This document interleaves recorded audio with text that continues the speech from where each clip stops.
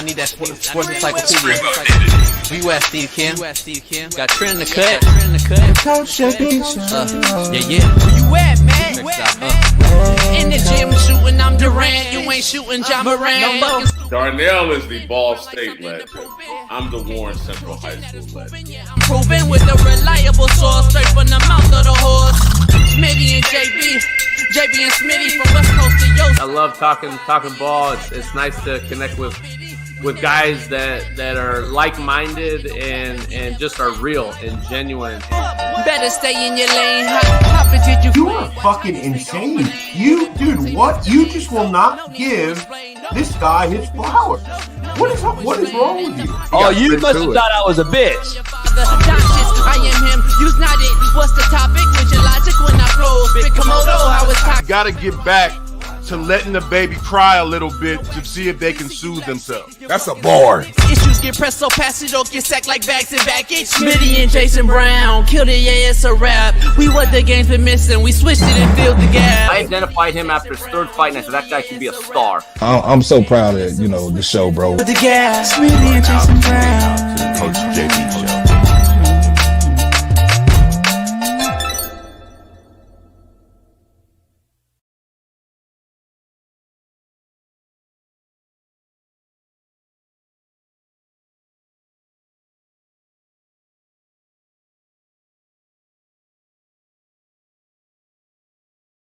What up? We are back in the building.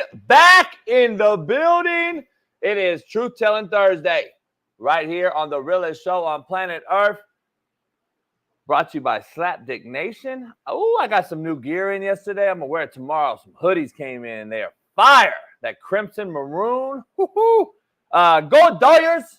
Ohtani hit a bomb.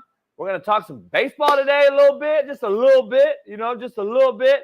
My Dodgers, only because they're in it and they're winning. 2-1 on the Mets. Yankees up 2-0. Play game 3 tonight against the Cleveland fucking Guardians, whatever that is.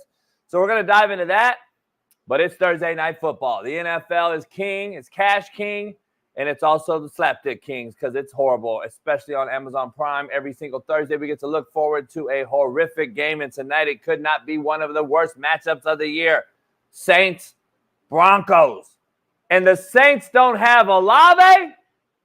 Rashid Shaheed got surgery. He's done. Derek Carr, walk by faith, not by sight, is done. Who knows what's up with this Saint team? We're going to dive into it. It's a horrible Thursday night game. I don't know what I'll do. We'll see. Might call AE, might barbecue, might go on the boat. I don't know. Something other than maybe Thursday night Amazon Prime football. But I'll watch just enough to break it down for tomorrow's show. Now let's dive into it, man. It's Truth Telling Thursday. We're going to tell the truth. This show is brought to you by BetUS. Head on over to BetUS. Use my promo code CoachJB. Get 150% discounts up to your $2,000 right out the gate. Make sure you head on over there. Use my promo code CoachJB. BetUS is where it's at. Head on over there. All things baseball, betting, football, basketball, NBA is about to get started.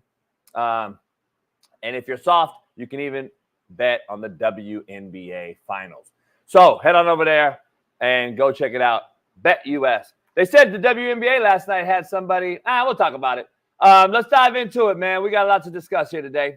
Pound that like, subscribe, become a member, and tell everybody about the realest show on planet Earth that you know on planet Earth. Let's dive into it. This is an interesting one, man. We have, what have you done for me lately? You hear me say that all the time. I've been saying that for a long, long time as a coach. What have you done for me lately? That's the life we live, just so you know. Regardless of your profession, regardless of what you do, you bottom feeding nobodies out there. Again, somebody's going to ask you, what have you done for them lately? That is the question we so often ask ourselves in professional sports. The NFL is quite the cutthroat business. As I once said on Netflix, quote, it's colder than the dope game, end quote. Bill Belichick is now back in the tabloids because Tom Brady mentioned his name while he was signing to become the latest minority owner within the Las Vegas Raiders organization. Tom Brady excites people. Pause. No diddy. Whatever the fuck you want to say. He signed a huge deal to become a color commentator for Fox. and just about everything he touches turns to gold.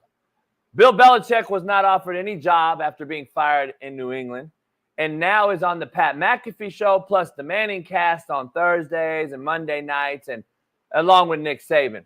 Coach Belichick's name will come up only because we saw a firing a week and a half ago in New York with the Jets. And the Giants, our other team in New York, has some familiarity with Belichick, having once coached there as their DC, winning a Super Bowl under Bill Parcells. And Bill Belichick has made some remarks about Woody Johnson on the Manning cast that put his name back in the possible mix for a coaching job at 72 years old in 2025. The Giants, the Jets, the Raiders, the Jags, possibly the Bengals, the Dolphins, and even a team like the Eagles with Sirianni walking on thin ice could be on the lookout for someone to lead them into the promised land. But is it Bill Belichick, or do they go younger? Which team fits Bill the best? Listen to what I just said. Which team fits Bill the best? It's not what team does Bill fit in with best. It is what team fits Bill best. That's what I said, but what do I know? Let's dive into it, man. We got a lot to break down. The Saints take on the Broncos on Thursday Night Football. Spencer Rattler will start for the Saints. NFL owners have approved Tom Brady as a minority owner of the Raiders, and his rumored first move to get Bill Belichick interested in the head coaching job. What a slap in Antonio Pierce's face. Patriots D-lineman Christian Barmore was pulled over by police in Providence, Rhode Island, and Barmore accused cops of racial slurs and unprofessional behavior during the stop. Travis Hunter goes on RG3's podcast and explains why he should win the Heisman over Genty. Woo, can't wait for that one. But before we begin, my lovely co-host, self-esteemed Naptown legend, 317 Far East Sider, LeBron hairline having, Lamar Jackson loving, AR5 defending, Caitlin Clark jocking, Fox Sports very own, Big Smitty.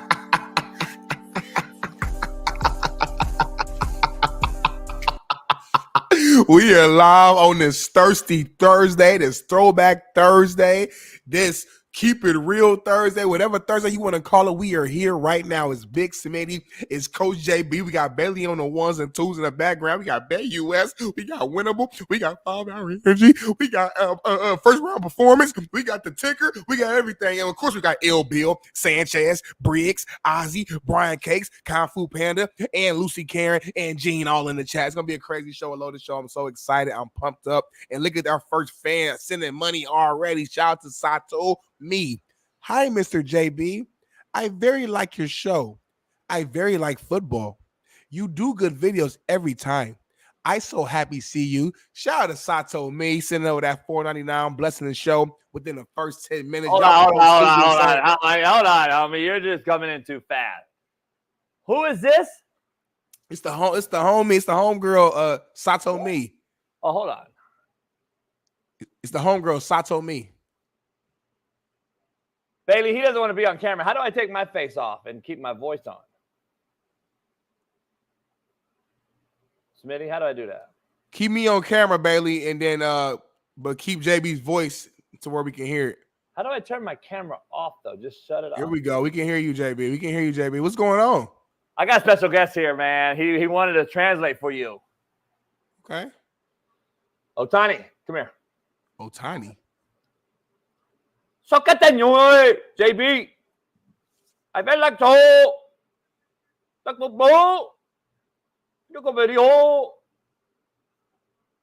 Happy to see you. Love, love, love. Thank you. Good shot last night off the third fucking balcony, by the way. Shout out. He wanted to translate, homie, for the people out there. So I didn't know he was here. Last minute. You didn't know Otani was at your house. Yeah, well, obviously you don't know our relationship, homie. We're tight. His better Oh, I can't say it to her. Shout out Anyway. to Sato Me. She the homegirl, man. Shout out to her for busting the chat. And look what she started, JB. Now we got the Barron Boys. Who's Barron Boys? Who's the Barron Boys? I can't tell you that. Just know they real ones. They some real ones, JB. Why do Asians forget like 6 words in a sentence all the time? All Asians forget words. Like if you pull her back up, Smitty or Bailey, if you notice how she talk, like all Asians though, it's crazy. But it's not an Asian thing, homie. Listen. Hi, Mr. JB. I very like your show. So basically, I like your show very much. She missed. I very like your show. This is an Asian thing, homie. Other than Steve Kim, this is what you get. It's not an Asian thing. Football. I very like football. It is an Asian thing. It's a language barrier thing. If you halfway knew Spanish right now, you would fuck up too in a sentence. Asian or whatever, Chinese. Y'all don't know. Y'all don't know who I have over here. Take me out, Bailey. Fuck, man. I'm gonna tell you. I got Otani here, but I got his interpreter here too. The guy that stole all the money, who's now working at Uber Eats. Otani, translate this for the audience, homie, and then interpreter Uber Eats. Come here. I want you to say it in English, okay? JB. I like show. Football. You do very good video. Blah, blah, blah. Hey, guys, now listen. His interpreter is going to translate, and he is going to speak in English, homie. Hi, Mr. JB. I very like your show. I like your show very much. I very like football. I like football very much. You do good video every time. Coach JB, she mean you do very good videos every time. I'm so happy to see you, Coach JB. So that's what I was trying to tell you, homie. You don't get it, dog. Even the translator missed words. Did you notice? Mm-hmm. God damn, homie. Can't wait to have T. Kim on. I don't know where the show turned left at, but we're getting going. This show is brought to you by Bet US. Use the promo code CoachJB and get you 150% off discount right out the gate, up to $2,000. Hey, listen, Smitty, real quick. The Dodgers, shout out to them, though. They got it done last night. It was scaring me the first, 5 innings. It was 2-0, and then I was getting a little nervous, but hey, we got it going. We ended up kicking that ass. We're looking good right now, man. It's looking like that Yankees-Dodgers prediction is about to happen, and I know that's going to make the whole baseball world excited to see two of the most prominent franchises, not just in baseball history, in sports history, face off. That's like seeing, Lakers, Celtics, or, Cowboys and Steelers, just that legendary matchup that people want to see. So, still got some work to do, but big time win. Here's the thing, though. They've allowed 3 runs in 52 innings, bro. Let's be real. 3 runs in 52 innings, and everyone thought their pitching in the playoffs was their worst, their downfall. Their pitching has just shown everybody, without Kershaw, right? Yeah. Their pitching has just showed that everybody that you can't score runs on the Dodgers, homie. You're fucked. Because they will go off and hit. They will score 8, 9, 7. They'll have those runs. And they'll beat you 2-0 like they did the Padres. So if they can pitch like this, it's over. It's over for everybody. I'm just telling you right now, it is a absolute rap city for everybody. Shout out to LA and the Doyers. Shout out to all the fake JV fans out there in San Diego, San Francisco, and Anaheim. Why you calling them fake? Because they're all JV fake fans, homie. Okay. They never win nothing. They only win every so often. Okay. But let's dive into it, man. We got a lot going on today. A lot of talk, a lot of real talk, banter. It's Truth Telling Thursday. So let's get to the quote of the day. Brought to you by Bet US.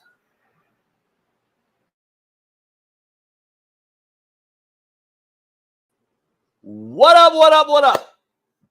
I am here for Bet US. Bet US is now powering the Coach AB Show with Big Smitty as our proud new sponsor. Head on over to Bet US today and bet all things Major League Baseball. We're in the thick of the playoffs. NBA is getting ready to start up, and the NFL is right dab in the middle of the season. You can bet it all on Bet US.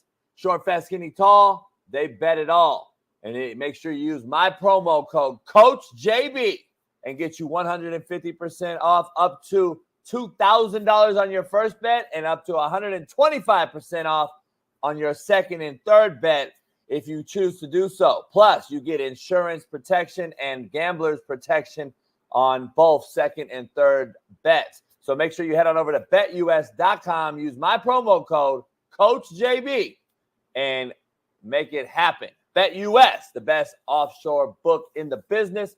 Head on over there today. Is our proud new sponsor, the Coach AB Show with Big Smitty. BetUS. Go check it out. Peace.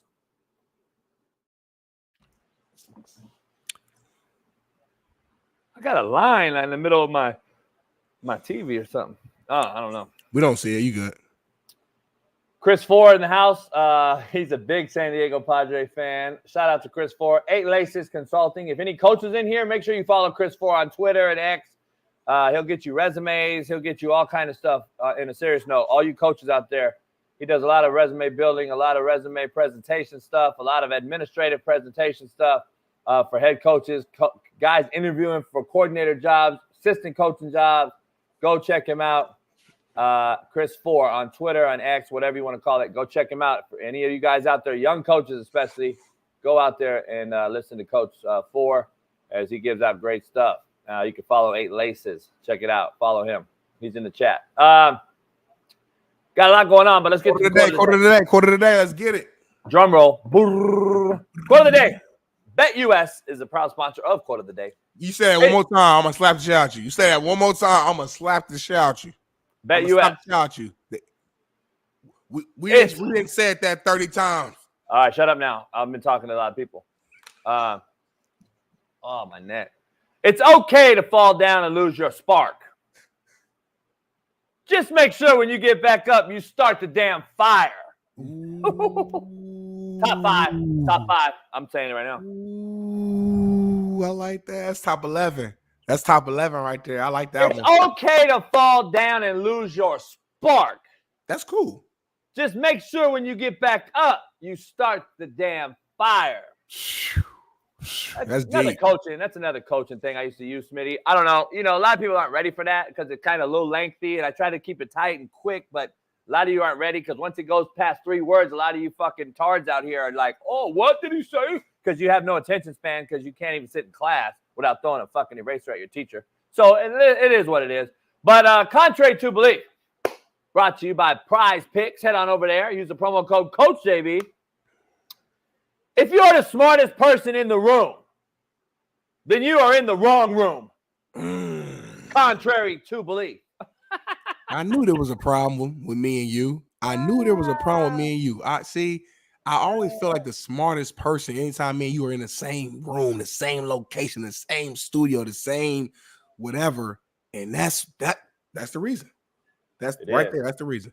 Clearly, we know who the smartest person in the room when we're together. But I'm saying, like, when other people come in too, I'm always the smartest, and I'm like, fuck, I gotta get out of this room because I want to get around some people that challenge me. You know what I'm saying? When's the last time you felt challenged?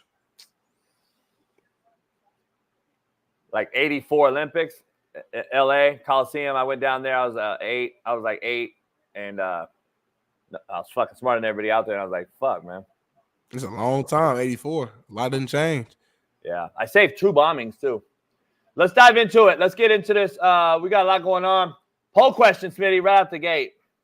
But Bailey, I know we've been translating. Do we have another thing that Big Smitty can translate for us to start the show off before we get into Smitty? You don't know about this, but can you please translate this particular thing coming on the screen for the chat and for everybody out there listening on the audio side? Can you please translate this? Y'all know what deal with me, big crib. Yo, some blue face like that. I need y'all spam your GDK in my chat by spending your auto blocker gonna go on. Don't spam it 5 times. You heard me? One more time, baby, please. Y'all know what deal with me, big crib. Yo, some blue face like that. I need y'all spam your GDK in my chat by spending your auto blocker gonna go on. Don't spam it 5 times. You heard me? Basically, what he's saying is, y'all already know who it is. It's your boy. No. no, basically, homie. I need a word for word. I need you to go slow. Can you pause it at every word real quick, Bailey, or something? I need to know every word real quick. All right. Y'all know what it is with me, yeah. Y'all know what it is. Y'all know what it is. It's your boy Big Crit. His street name is Big Crit. He's not saying Crip. He's saying Big Crit. CRIT. Continue. Y'all know what it is with me, yeah. Big Crip. Nah, you got Crip, homie. Continue. Listen, Blueface lighter. I need y'all. Boom. That's why I know he didn't say Crip, because he's throwing up GD. Nah, he's throwing up C. He's throwing up GD, homie. Your GDK in my chat by spending your. He said, yeah, he said, I'm a GD. You know, I'm getting that check. Yeah, I'm getting that money. I'm getting that bread. I'm getting that check. Yeah. That's like he said. I'm getting that money. All right. Auto blocker gonna go on. Don't spend me 5 times. You heard me? Y'all know what it is with me, yeah. The block gonna go on. Like with my homie's gonna be on the block doing their thing. He said, don't spin it. Like, meaning if you spin the block, there's gonna be some issues. Like, don't pull up to my hood is what he's saying. So in a nutshell, he tells you who he is, who he's repping, and what he's doing, and told you what not to do. Because if you come to his hood while he's on the corner, they gonna spin the block, which means I can't say it on YouTube. You know what that means. Good job for Smitty. Good job. Let's clap it up for Smitty. Translate. We'll do a Smitty's translation once a day. He's not going to know what it is or what's going on, but I wanted him to translate that.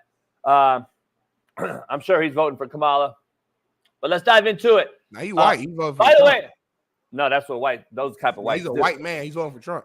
Smitty. White men are the ones voting for Kamala. Black men are voting for Trump. You haven't figured it out? Hey, real quick, Smitty. That guy right there, let's just say all things go left for him in life. I hope not. I hope not, but continue. Hope not, right? Well, we hope everything keeps going right for him. But let's just say he goes left. It looks like he has his head on straight, though, but continue. Yeah, it is more than straight. Do you think that head, though, will get him a job interview? I mean, I think so. You think that tattoo that with the diamonds in his forehead and all that? I think a lot of managers and owners of like stores and businesses would like appreciate the artwork, because a lot of times now you'll see nurses and doctors with full blown sleeves on all over their arms up to their neck and stuff like that. You put a collar up here, but you can still see it. It'd be everywhere. So what you gonna put here though? What you gonna put here to get a job? Like when the white man hires them, maybe a brother will hire him, but mostly white man, because you know. What do you think happens when the white? What do you think happens when the white dude wants to hire him at, like, let's say Bank of America or like corporate America, like Walmart? He could get it. He get it done at Walmart. I think it'd be good. I think it'd be good anywhere, man. I think people who own these companies will kind of look at the character and who he is, what he knows, and if he can get the job done, his resume. I think they won't really care about so much of the artwork that he has on his face and things like that, because it's a new age, you know what I'm saying? And Mike Tyson has a tattoo on his face, hasn't had no issues with getting a job. Emma Rose has a tattoo on her face, and she's a big Trump supporter, has no issue getting a job. So we've seen many examples of what jobs did they get? We've seen plenty of examples of people just having tattoos on their face and have no issues with their careers thriving and they're already somebody though. And being on TV and things like that. So I think it'll be fine. Anyway, let's move on. That was this unbelievable poll question, Smitty, right out the gate. Should Travis Hunter win the Heisman over Ashton Genty? That's the poll question. All you in the chat, drop it in the chat, drop it down, and let's show a video right out the gate. Perfect segue as to why this is the poll question, and then let's fight. Right, and I want you to know that I don't want y'all to shy away from speaking that stuff into existence. I don't think that you can't win it. I definitely think you can win it. I know I can win it, but Robert I don't know. Couldn't win it either. I don't know who was there. I mean, y'all see Ashton Genty, but it's not like we haven't seen a running back that's good. All right. We haven't seen a player that plays both ways, and I'm gonna keep saying that. It's like he have 95 carries. Yeah. For 1,000 yards. Yeah. If I had 95 catches, how much yards you think I have? Okay. So I'm trying to tell him, like, if I had 95 targets on defense, what you think I'll have? Right. Oh. If I had 95 catches on offense, what you think I'll have? So I try to tell you, like, he got double the touches I got on the offensive side of the ball, and I still have defensive stats that's still crazy, and we only in week 6. Yeah. So, I'm not gonna argue about it. He makes a good point, man. It's tough because Ashton Genty, he's right. We have seen great running backs before, but based upon just the numbers itself, looking at just the numbers, we haven't seen these numbers at this week, at this point. Can I be honest? Can I be honest while you talk?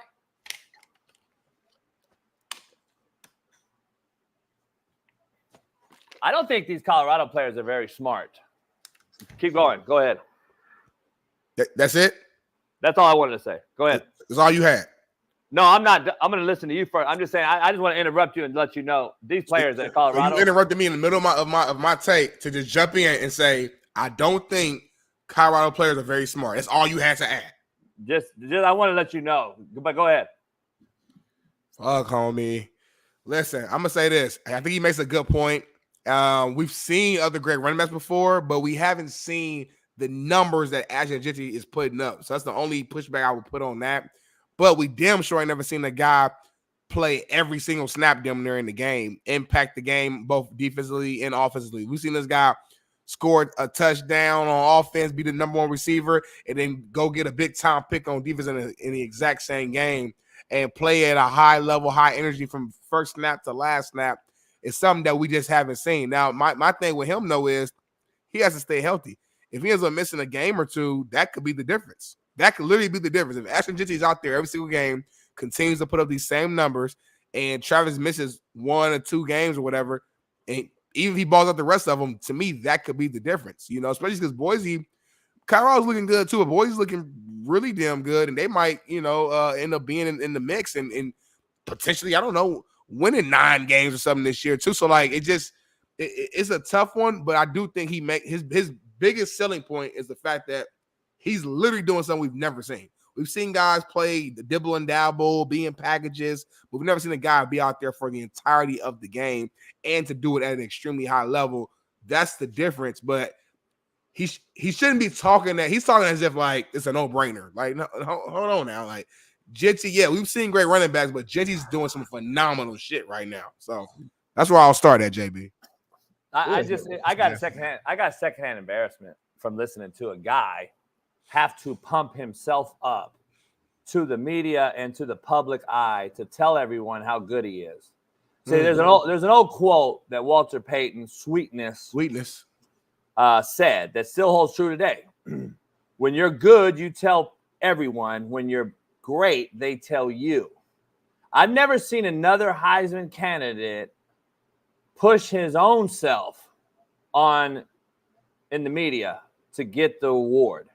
And then to not only push yourself, but to downgrade another competitor that we haven't seen do this and blah, blah, blah, blah, while you're sitting there in fucking cartoon sweats and the fucking flippers. I've never seen it. I have secondhand embarrassment because this is where we start to disrespect the game, Smitty. And this is where the game lost its investment in the players and the players lost the investment in the game. This is where I have a huge problem as the older guy on this show, because it's like you forgot everything about what you're playing for, Travis Hunter. We know how great you are, and we'll let you know. I've said he's the best player all around in college football, maybe in history of college football. But we have seen Charles Woodson played 2 ways. You just said that no one else has ever played 2 ways. Just say you've never seen anyone play every snap. That's what I said. I said we've seen guys come in and packages, but we've never seen that. That's literally what I said. You said it. Not he didn't, homie. He said we've never seen people play both ways. Yeah, we have. So don't disrespect Charles Woodson, homie. Don't disrespect Champ Bailey, homie. Like, hold up. They didn't play every snap, but let's be clear. We've seen anomalies here and there. You're an anomaly. You're a freak, Travis, but I'm going to be honest.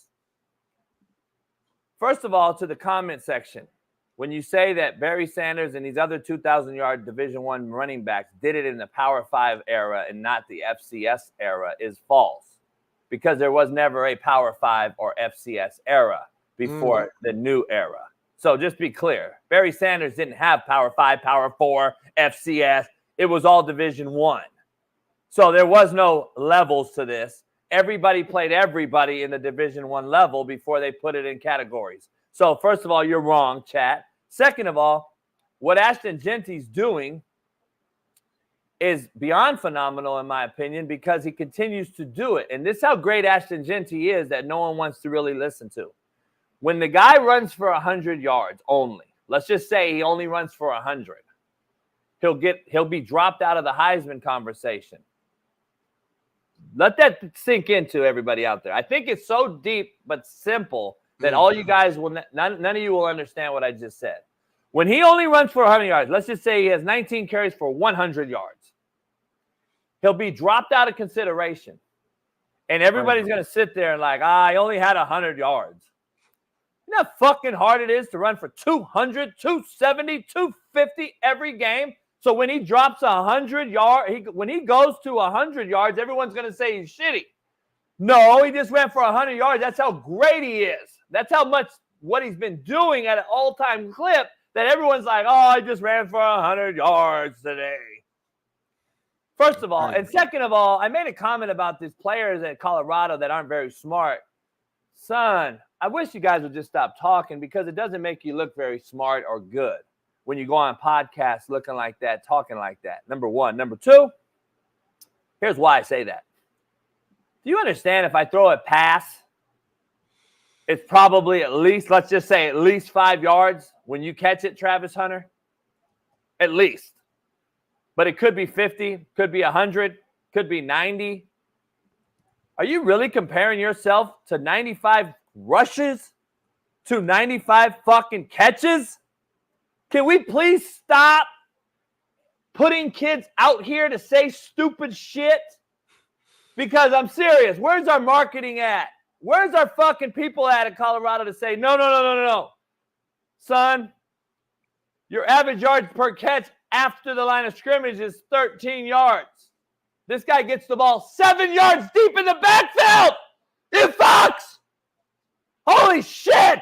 Are you really going to sit here and fucking look that dumb and compare yourself to 95 rushing attempts? Take me off. I don't want to see this guy again. Don't bring him on no more. I mean, Travis Hunter? On the commercial. You don't want to see Travis Hunter no more? No, I mean in that video. Fuck. No, if you need to show it, go ahead. But I'm just telling you that. I feel you. Bailey, I know Bailey's smart. He's on my page. He was gonna play that clip with what he said: 95 catches, 95 rushes. You got to be shitting me, Smitty. If you really sit here and listen to, if he really thinks that that's fucking equivalent, then that's why you shouldn't go on a show. That's my point. You don't look very smart, homie. And I know he's a smart kid, 4.0 and all that. I'm just being facetious. But listen, you don't look very smart when it comes to football when you say shit like that, homie. Let's be real. Different position. Nah, I get it, man. Listen. This is this motherfucker. By the way, he's Michael Myers, right? Because this is his stance, right? This is Genty's stance in the backfield. So he's Michael Myers, but mind you, he's 7 yards deep at least. Right. So I don't know. Math majors. I'm not a math major, but I'm a hustler. I have to go 7 yards, okay? To zero out. By the way, you know how many feet that is?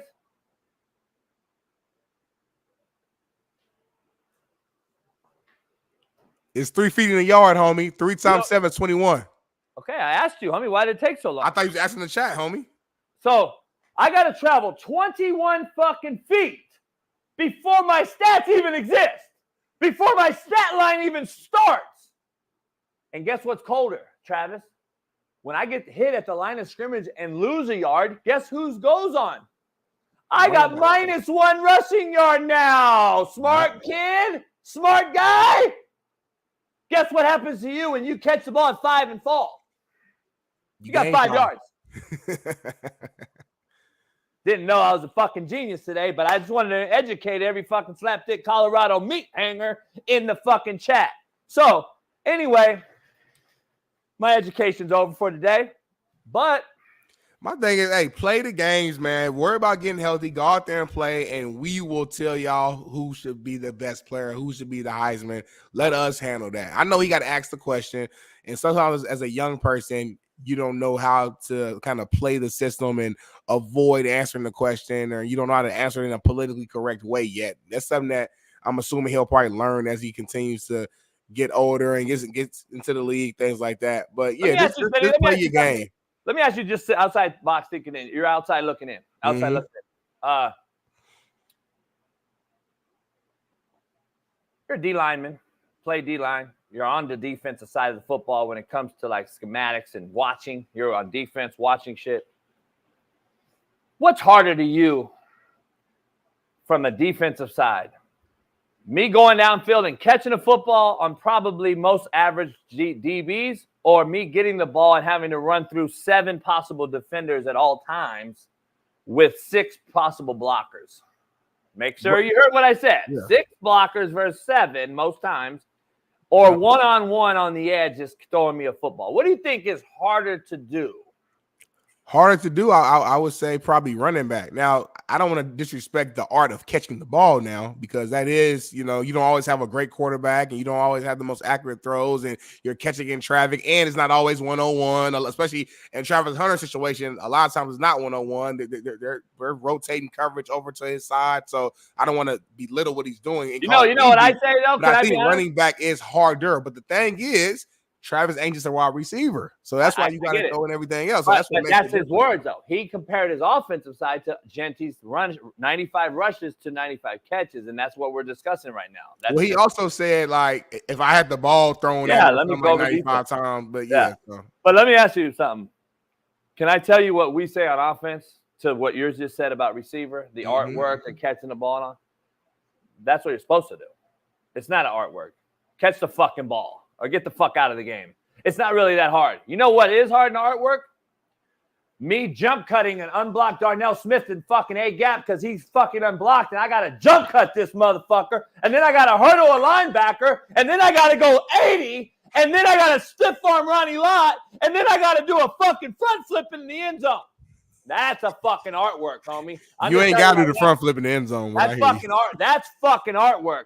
Not me catching a 5-yard hitch, shaking a DB, and going down the sideline. That's fucking what you're supposed to fucking do. You know what we used to tell running backs? What? Earn a scholarship. And if any coach out here doesn't in this chat don't know what the fuck I just meant, I've never told a receiver earn a scholarship. You already got one because you're fast, you're tall, and you can jump.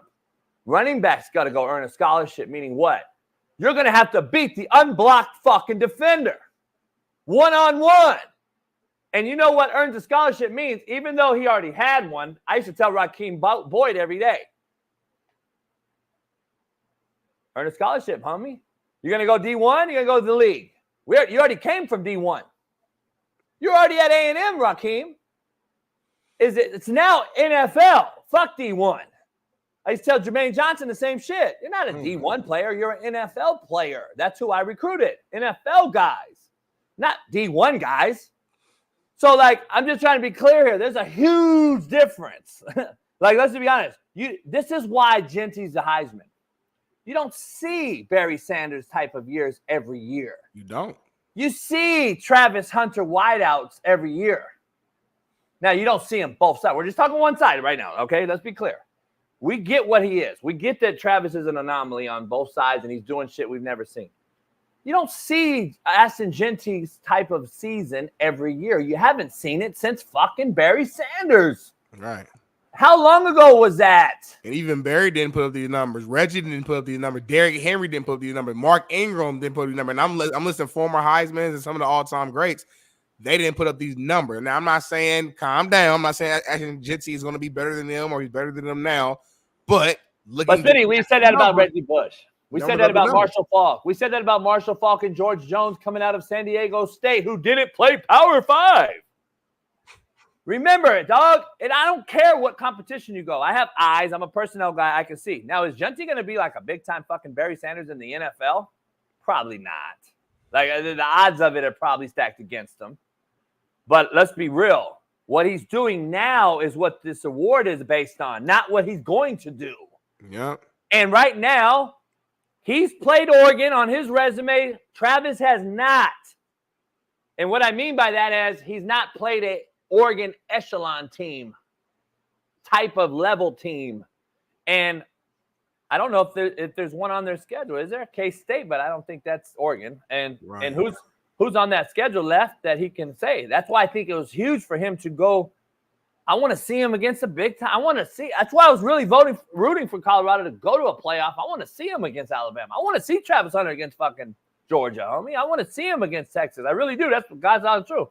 I doubt we see it now, but I'm just saying I wish we would because I want to see him. I want to see him this weekend since he's playing, right, Bailey? I think he's playing. I want to see him go against this big fucking freak wideout. I'm sure he will. Or I want to, it's only one time, but I want to see him do that every game. Like, I want to see him against a big-time dude, like T-Mac this week. Just lock him up. Or Deion needs to say, hey, you're only going to play offense like we talked about earlier because you're injury prone right now. We got to start saving you for the NFL. I don't know. That's just what it is. Yeah, Hunter is playing out there, TikTok. Smitty, so we started it with a bang. Let's dive into it. Let's get into the show. You got it. I love when you say that. Let's get into the show. Motherfucker, it's 45 minutes. We into the show. That's how real the show is, though. Shit, that's how real the show is. I got a new hoodie today, Slapdick Nation. It came in last night. Fire. Ooh-wee. But the hoodie itself, though, is fire. I just got Slapdick Nation on. It's not like some crazy graphic. Right. But the hoodies are bad. The actual material and the quality of the hoodies, what you're saying. And where can people go buy that at? Like, if somebody, if standing on business in the chat want one, okay, there you go. Coach JB store. Go get you one right now. I got the Hamas is making the shit in the back, but it's cheap. But I get this good ass material. It's from over there overseas. And they make it for me. They can all that shit right here. Shout out to your plugs, man. But let's keep it pushing, man. Moving on to the NFL, man. A big time topic is going around. Tom Brady's officially the minority owner of the Raiders. We've been hearing about this kind of for a while and trying to see if it would get cleared. But it is official. Playing career is now officially over for good. Owners can't be players, obviously. So it is now official. I think we got a video. We're showing right here, man. You see the kind of the warm welcome he had, the entire Raiders team, all there clapping and cheering him on as he walked into the facility. That's pretty dope, to see that, to do that. But now already you see rumors are trickling in about what's going to be one of the first moves that he wants to do. And we heard Bill Belichick's name got kind of in the mix about him potentially being the head coach of the Raiders. Now, listen, I don't know if it's serious or not or whatever the case may be, but obviously Raiders are not looking good right now underneath AP. JB, what's the reality? Let's say this is true. Let's say this is a real deal, like rumor, this thing might really happen. How big of a move, big of a play would it be to get Bill Belichick as a head coach of the Raiders? So is this a straight up slap in the fucking face of Antonio Pierce? Let's start. Can we just start with brass tacks? It is, but it's business. That's what it is. Is this real though? Well, it's just we don't know if it's real. I don't know. We have no idea. It's just a rumor that's been trickling, all over social and everything like that. I haven't heard Brady literally come out and say, "This is what I'm doing." Everything just went down yesterday, so I think it's just a rumor. Why the Raiders for Tom Brady? It's probably the team that was open-minded to give him an opportunity. I don't know. Why? I'm just fucking with you. Look, first of all, I don't know why it's not New England. It's Vegas. I guess everyone's moving to Vegas. I don't know. Like LeBron wants to do something in Vegas. Yeah, Vegas kind of on the up and up right now. The market is growing. The baseball team moved out. Like everything is happening. Vegas is a growing market in general. So it's like, new stadium. Just everything's going on. Huh? Is Diddy in Vegas? You would know more than me, homie. I'm asking because LeBron loves Vegas. I'm asking because I know they two are attached. So look, I just want to know. So if Brady's going to go to Vegas and call games, then if Vegas ever gets good and they have a game what's on Fox as the main game of the week against, like, let's say the Chiefs. You can't call that game. You can't call the game. Like, what are we doing, homie? Like that's just the Raiders, though. It's not like and no. I'm just saying it's not like Fox is gonna just have all Raiders games. So okay, I get it. I'm just saying. You understand? Right. Though, that's a loophole that no one else. That's not a loophole. That's a. What is that? That's contingency. What is that? An agreement. Let's see. An anomaly. Who else gets that love? hey, Tom, we're paying you $350, but you can't call this game because the Raiders are on national TV. You got to go. We're going to have Greg Olson up for this one. You go call the game too. Let me ask you this. Who else is the GOAT? What'd you say? Who else is the GOAT? Well, he's never been. Everybody don't get treated the same, Jay, but you know that. Yeah. Everybody don't get He's the not, same. he's not a GOAT in the commentating box He's yet. the GOAT in the brand and player. It has nothing to do with it. Jimmy, stop. I'm talking about who he is. He's Tom Brady, homie. Everybody don't get Tom Brady privileges, is what I'm saying, in that space. You know that. That is what it is. Yeah, did he party? I gotta see if I like his moves or not. Listen, I don't know, man. I don't know where I'm at with it. It just seems you clowning. It seems messy to me. I just see messy. Like it just seems like a reach for everybody involved. It ain't nothing happen. He's part ownership. Like ain't nothing. Like, I get it. How's that messy? It's actually pretty clean. It's not like this popped up. We've been. I just don't get it. Like 2 years, homie. Yeah, I just don't get why though. I don't get it. Why a player would want to have ownership of an NFL team? I don't know. I'm not to extend my portfolio. I get that, homie. I'm just saying, like. And if I'm the Raiders, if I have Tom Brady attached to my team, now I'm thinking from a standpoint of other players wanting to join, the other quarterbacks, other coaches, whatever, want to be a part of it. How much does he own? Because there's a million minority owners, by the way. Yeah, I don't know what the stake is exactly. I got homeboys that own the Sacramento Kings. They could say at the club with the bids, hey, I own the Sacramento Kings. You own fucking a tennis shoe in that motherfucker, and you have no say, but you can say I'm an owner. Nah, but you can say that, but if you own fucking 0.02 of a multi-billion company, trillion, whatever, you know what I'm saying? Like that shit matters, motherfucker. Hey girl, come over here, girl. Give me a lap dance. I own the Raiders. You really? You the guy with the weird haircut? No, I'm the other guy. Oh, I'm the silent partner. Because I don't think Tom Brady's having issues in that category. Hey, I was on the practice squad, homie. I was in the titty bar. I was like, I'm in the league. That was the thing back then. Everybody come over there. Fuck, they don't know. Fuck. Yeah, but I mean, you wasn't in the league. Stupid broads are out there. You know how many stupid broads are out there? Seriously, let's be honest. There's stupid dudes out there too, but the broads though. Oh, just look on Instagram or Twitter, homie. Well, think about you can't. The lie don't work now because now girls will put their phone out and they will be on your lap. I was at prime time.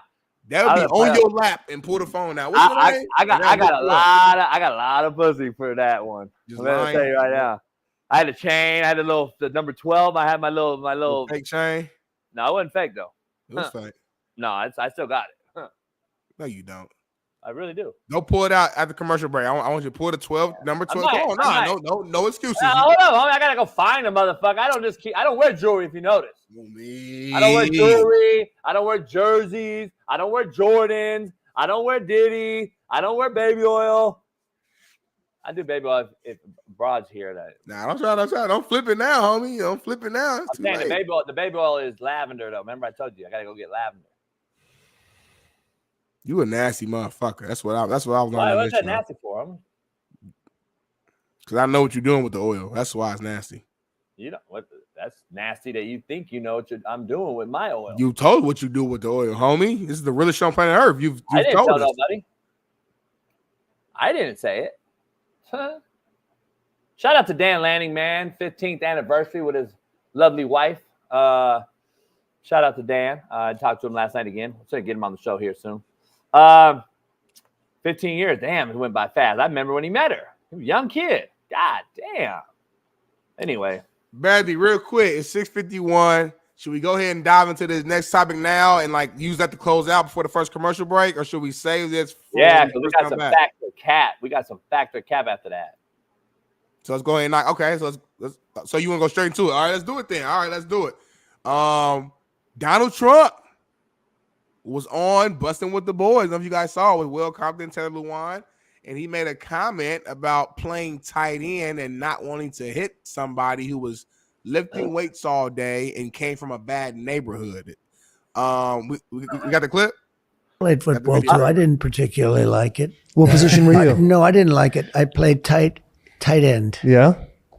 Can block, and I can didn't catch the whole thing. You had some hands? We got Delaney Walker I behind. could catch the ball good, but I didn't particularly like having some guy that was lifting weights all day long and came from a bad neighborhood. Yeah.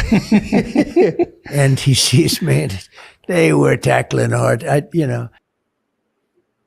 So there's been a lot of backlash on that comment. I know. Do we have Will's addressing to the I Washington saw Will Post? Video because he had Washington Post and other media So platforms. let's hear the reach out videos to him first, to Smitty, get him before to you give your take. question him why they were laughing at that comment, and Will had a very interesting response. Let's watch this thing from beginning to end. All right, as you guys know, our latest episode of Bussin' with the Boys, we had on Donald Trump. And if you want to go watch it, it's on all of our channels, on all of our platforms, go check it out. But we knew that there'd be a reaction. Good, bad, media would react, and we are getting our first media encounter. The Washington Post has reached out for comment regarding a remark made during the episode that's gaining online attention, including from Trump's opponent in the presidential race. The remark they're referring to that they want comment on is a part of the episode where we're talking ball and how Trump used to play tight end, would have locked him up. And he essentially makes the comment, I wouldn't want to get hit, or I didn't want to get hit by somebody who's been lifting weights all day long and came from a bad neighborhood. Taylor and I laughed. They want our comment. Their question is, why did we find that amusing? And you already know what they want to do with this thing. You want to know what kind of picture they want to paint. You want to know what kind of box they want us to put us in. You want to know, their vision for this entire question on asking that. And number one, I thought it was funny because Trump is sitting there admitting that he is not built for the A-gap, nor is he a tight end that was built for catching a slant over the middle, only to get his vertebrae, his L4 and L5 compressed by a middle linebacker that probably goes on to play at Nebraska and arguably 10 years in the NFL. But just knowing that the direction they want to go with this thing as they write whatever article that they're trying to write. And they asked if Will or Taylor would provide a comment on why we found that amusing. So I'm thinking to myself, well, I'll publicly tell you guys my comment. So Washington Post, here's my comment about why I thought it was amusing.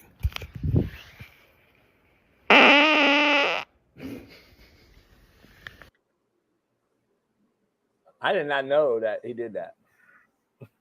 So what's your live reaction to the clip itself originally, and then Will Compton's response? Do you like Will Compton? Are you a full Compton guy? I as a player, a media guy, or what? It's like whatever he does on the day-to-day. It's like whatever. I've seen a few like bits and pieces of Bussin' with the Boys. I like the concept of the show and stuff like that. It's obviously been successful, but I'm not like an avid watcher or fan. I've never sat back and just watched the whole episode. I don't watch anything, really. I don't watch anything. I see clips and shit, but I don't really I see some clips every now and then. That's why I appreciate the fans that come in here and watch our show for 3 hours. Like, that would be hard for me to do, watch a show for 3 hours every day. Unless it's like really entertaining, though. Like ours is. Yeah, our shit's pretty entertaining. Like, I guess, because see, ours is blended with like comedy and real shit and life, and a lot of shows aren't. They just sit there and talk. Oh, like, the Raiders are -3 versus the Broncos this week. Okay, who do you got, Johnny? Well, Kamala said cover 2 is going to work, so I'm going to go with the Broncos. They're a top 10 defense, and they can cover, and they run cover 2, and then they don't face any nickel, and 12 personnel is a real thing. They don't run the football out of 12 personnel, but they run it out of formations that we don't talk about because JB said some shit, it went viral, and now I'm the asshole. So, it's not really real content. You know what I mean? Who was that? That was Mina. It's not really content. It's like our shit is a blend of everything. But what's your reaction, though, to the actual comment itself and his response? Mesquite. You're a good dude. Whether I agree or disagree, I like the fact that you're using the new word, man. Good shit. Good shit. That's good content right there, JB. That was kudos to you. That was hard. And EPA. EPA as well.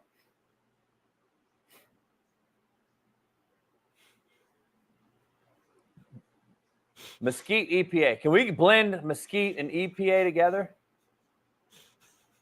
Homie said EPA as well. And said it with a serious face, shook his head, EPA as well. I'm saying EPA should be a real thing. I'm going to get a t-shirt, EPA, with Mina's face on it. EPA and then 2 high safety. Listen, I don't watch the Bussin' with the Boys and all that shit. I don't really watch it. They were supposed to have me on the show a couple years ago, and I never heard back from them, so fuck them. I don't really watch them. But listen, I don't think they're. See, don't tell me. Stand on business. Stand on business. Say it, JB. Oh, I always tell. Don't tell me you'll have me on and then don't. That to me, I get a bad flavor taste in my mouth because it then tells me you're not real.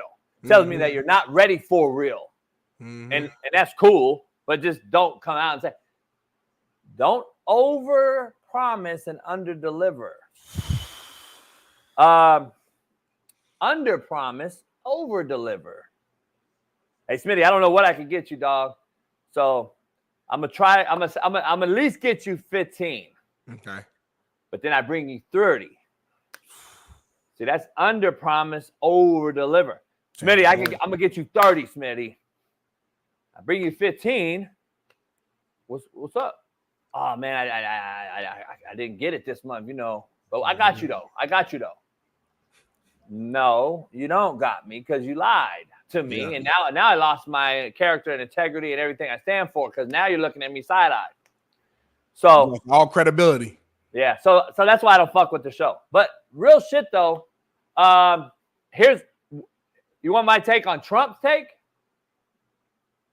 Just your take on the situation, whatever angle you want to take, just your take, sure. What Washington Post, I know for a fact because they wrote an article, a hit piece on me too. So they're fucking fuckboys. So Washington Post are absolute fucking idiots. They're all they do is chase some type of, as you say, content. They want some type of race baiting content. They want some sort of like, something that's going to hit their shitty ass writers' post. And so I know what they're doing, and so does Will. Here's what I took from him. Donald Trump grew up in a $1 billion household once his father handed over the reins and he got this money. And he had nothing to do. He didn't want shit to do with no cats, white or black, coming from the hood that were hungrier than him, that wanted to play football and hit somebody. And that's how I took it. Now, if I would have took it as he was being racist or something, I would tell you right now. I took it as I don't want nothing to do with these cats that lift weights and come from any type of neighborhood because I'll be fucked. That's how I took it. They're going to take it as he said it's only about blacks. And I already know, and and that's what we know. That's what we're taking it. So as a black man, did you take it that way? No, I mean it was interesting comment. No, I didn't take it as just that per se. It was an interesting comment though. What's interesting mean though? You gotta elaborate. I don't get it.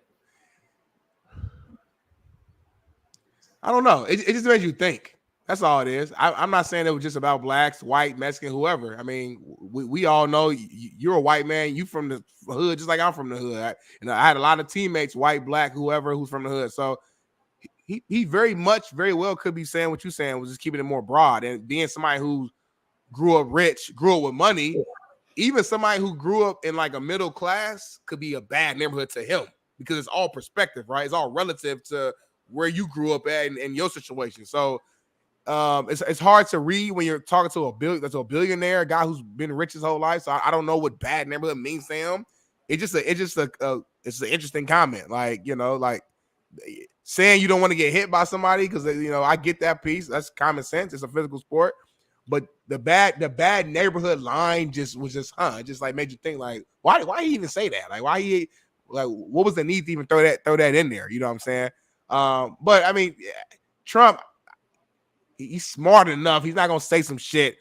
I don't think he wouldn't go on a podcast and say some shit that would fuck him up in this election. He wouldn't say some shit that's gonna come off as or that he thought was racist. So like, I don't think he meant that, but it's just an interesting thing to say. Let me ask you this though. Let me ask you this because we know right now he's winning over the black and Mexican crowd. Like that's just fact. It's stats as far as what the stats say. Not every, of course, you and your homies and shit, but I'm talking about the majority, right?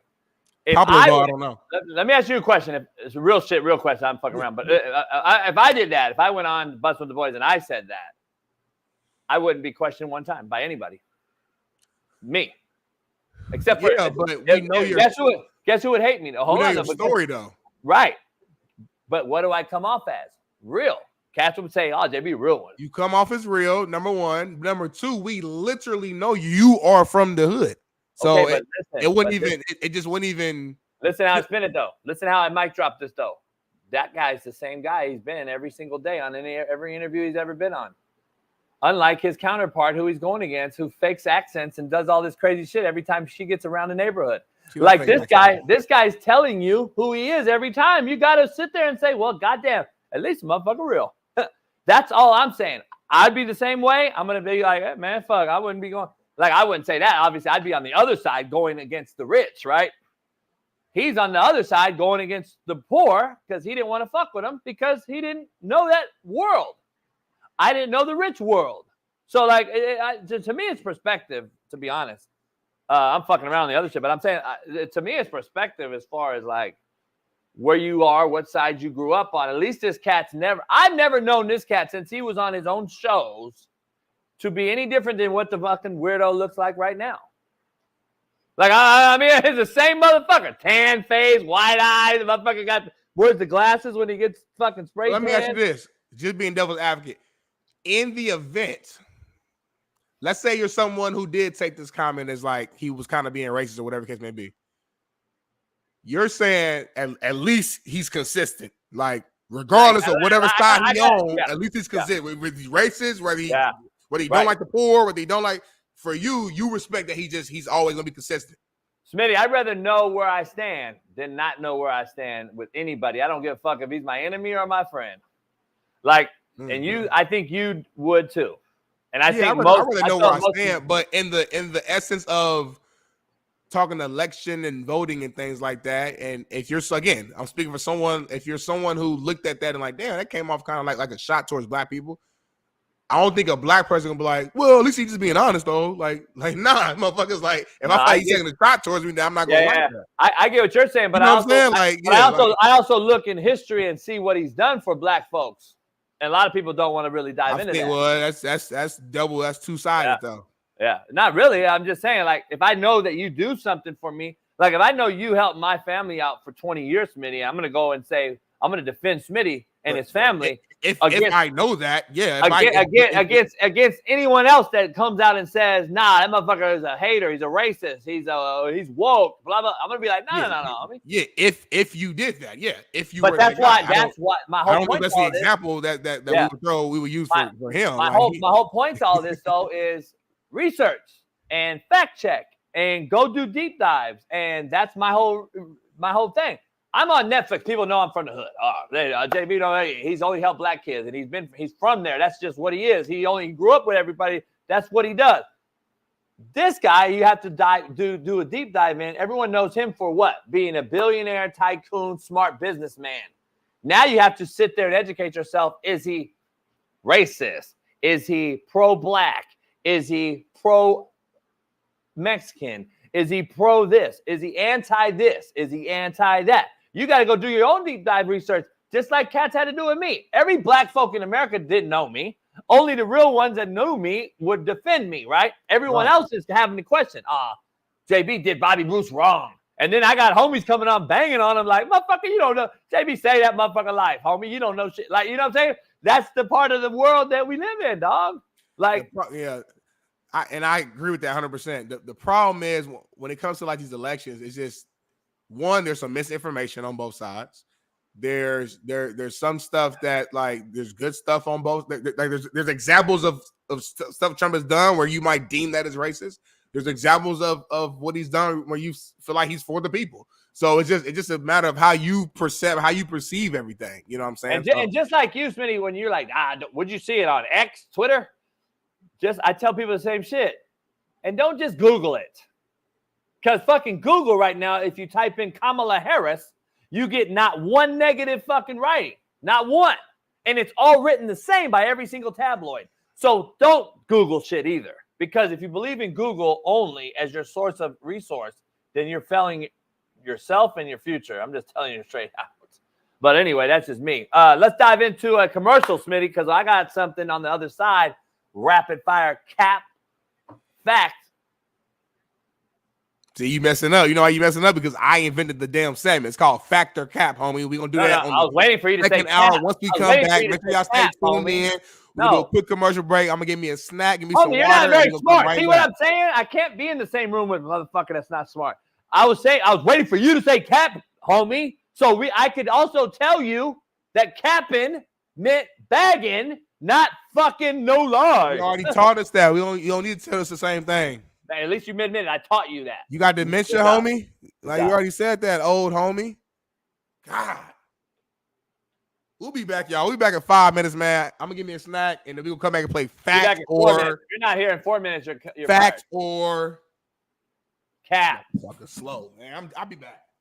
What up, man? This is a proud new sponsor of the Coach JB Show with Big Smitty, and it is First Round Performance. Yeah. Make sure you head on over to firstroundperformance.com.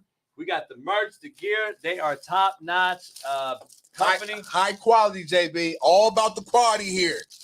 Workout gear, exclusive gear. What's that right there, JB? By the way, nobody else in the country or the world has this short right here. You can put this short on. It helps your back. It helps your hamstrings, helps your quads as you work out. What? You can wear these right underneath your workout shorts or what have you. It's kind of like a girdle, but very, very comfortable. Shorts Against Syndrome. It's SAFS. Go head on over there and check it out. First Round Performance. JB, they got workout bands. They got ankle weights. What's this? What's in that box? Yo, kind of good. It's our first time seeing this. What's this? I'm nervous. What's that? A 40-yard dash electric timer. You can go get your workout on with the light and the strobe, the whole deal. Firstroundperformance.com. Oh, you just turned it on, JB. Bam. You want that smoke? Go check it out. I know you ain't trying to race me, JB. I might race Smitty and smoke him. You ain't trying to race me. You scared of that life. Yeah, this is the real deal. You guys got to go check it out. Firstroundperformance.com. Head on over there. Proud new sponsor of the Coach JB Show. Nice, JB. With Big Smitty. And this is mine, right? hell yeah. Listen, their premium gear, including the revolutionary SAFS shorts I just showed you, are expertly designed by a leading orthopedic surgeon to align your hips and relieve your pain. It is trusted by athletes and active individuals alike, whether you are pushing your limits with their high-quality resistance bands, as Smitty just showed you, or boosting recovery with the powerful dual-spectrum red light therapy devices that I just showed you. First Round Performance delivers the tools needed to stay at the top of your game. Whether aiming for peak performance or simply wanting to live pain-free, they've got you covered. Visit firstroundperformance.com or shop on Amazon today.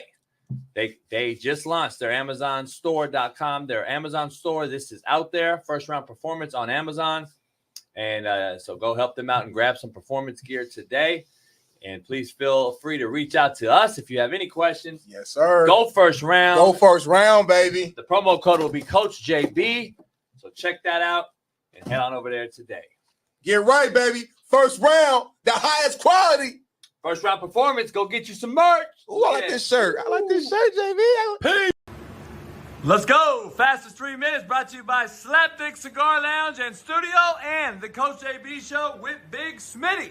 Let's dive into it. We got a lot to discuss here, and let's right into it. Fastest 3 minutes. Let's go. Washington, Jaden Daniels, Lamar Jackson. Could it be a former MVP and the new MVP? Jaden drops back, drops a dime. Woo! The IE's finest right here, SoCal native. Lamar showing that he's still the MVP. Looking like, Harbaugh is out here still winning games, but got to win a Super Bowl. Let's go. The Lions absolutely fucking mollywop the Dallas Cowboys, led by overpaid and under-deliverer Dak Prescott. We call him Whack Prescott here. But guess what? You got a problem, Jerry Jones. Jerry Jones had an actual stroke live during the game on his fucking 900th birthday. Let's go. Jordan Love throwing it up for grabs. And guess what? The shipbird himself is back. Dobbs returned because he got 3 balls this time, and now he can go to practice.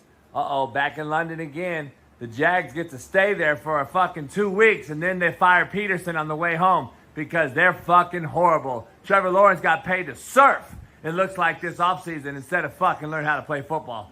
The fucking Bears dominated them in the painted nails. Caleb Williams has 2 games in a row, and he out there looking good. So Caleb Williams, guess what? They're all at the salon together at a P. Diddy party. Let's dive into it. Look at that motherfucker. Woo, Caleb. All right, let's go. Fucking Saints come out, start on fire with Spencer fucking Rattler. But then Baker Mayfield shows why that fucking Texas Longhorn stabbed his Oklahoma jersey during the Red River rivalry. Here we go. Uh-oh, fuck. Here we go. Algier, the Atlanta Falcons, dirty birding them. Blow out the Panthers and Andy Dalton. The Red Rifle needs to go retire. Holy shit, the Texans just keep getting better, and Houston is scary. They're the best team in Texas. Uh-oh, the Yellow Towels going to Vegas. There was a few scraps in the crowd. But guess what? Aiden O'Donnell with the 70s point stash is not good enough. Justin Fields continues to win. So does Mike Tomlin. But Russell Wilson will probably get the nod. Uh-oh. Jim Harbaugh has a slight heart attack on the sideline, comes back, and finishes off the Denver Broncos and Bo Nix. The Eagles get past the weird one, and Deshaun Watson continues to be the most overpaid, under-delivering quarterback of all time. The Colts and Joe Flacco get it done. And this old motherfucker showing IR5 how it is to play the game and not be hurt. Fastest 3 minutes, brought to you by Slapdick Cigars and Coach AB Show with Big Smitty. Peace.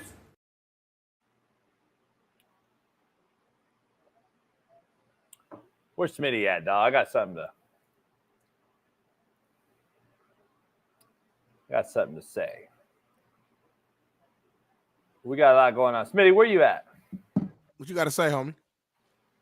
Now listen, I don't have the chain because I don't know where it is, but I put it away though. Huh? Now this is how gaudy I am, homie. Look how small it is, but I'll tell you right now, bet you don't know the price. Huh? What the hell? Let me squint. I see the 12. You see glitter though. I gotta. Hold on. They 10s, but I keep them clean though. I had it the wrong way. This homie said it looked nice. Homie said I was at the titty bar with a big ass number 12 on my chest. And he pulled it out there. I got another chain that has a diamond football. It's just a football all in diamonds, homie. And I used to wear that or this. Can I have it? This is as gaudy as it got, homie. Can I have it? By the way, now anybody in the chat can afford this, and look how small it is. Hey, I didn't want no fucking gaudy ass shit, homie. I'm a real one. But we got another real one in the chat. Right, it's right here. Costs a lot of money right here. I ain't gonna lie to you. Yeah, I could buy that right now with my my EBT card. Franco chain. That Franco. I wouldn't spend $1 on a chain.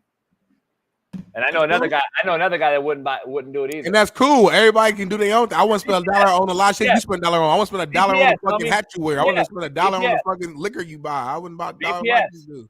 BPS though. White Men Can't Jump is the most true statement, real movie of all time. Because what he said was, I already heard this before. Go ahead and say it. Brothers rather look good and lose, and white boys rather look bad and win. True statement. Nah, you know what the true statement is? Brothers rather win and look good, homie. Don't disrespect my people like that. We want to win and look good doing it. You don't win, though. You look good, you play good, they pay good. Point blank, period. Now bring in our special guest, one of my favorite guests who comes on twice a week, knows everything about boxing, college football, Miami football, got his own shows, podcasts, doing things. Keep going. What is the podcast legend, former ESPN cat. He's a writer, journalist, sports fanatic, trustworthy individual, a guy who you want in your foxhole at all times. A real man of men. A guy who's going to speak his mind every single time. The one, the only, Steve Kim. Bring him to the show. Guys, can you hear me? We can hear you loud and clear, Steve. Oh, the microphone works now. Okay, good morning to you guys. Good morning, man. So good to see you, Steve. We're glad to have you on. Rather look good and lose than look bad and win. Great movie. A shout out to White Shadow as well. One of the best movies of all time. Smitty has no idea what White Shadow is. Great movie. White coach, coaching all brothers. Well, it was a television series. It only lasted 3 years, by the way. Damn. You know, you can find it on YouTube. I've watched every episode at least.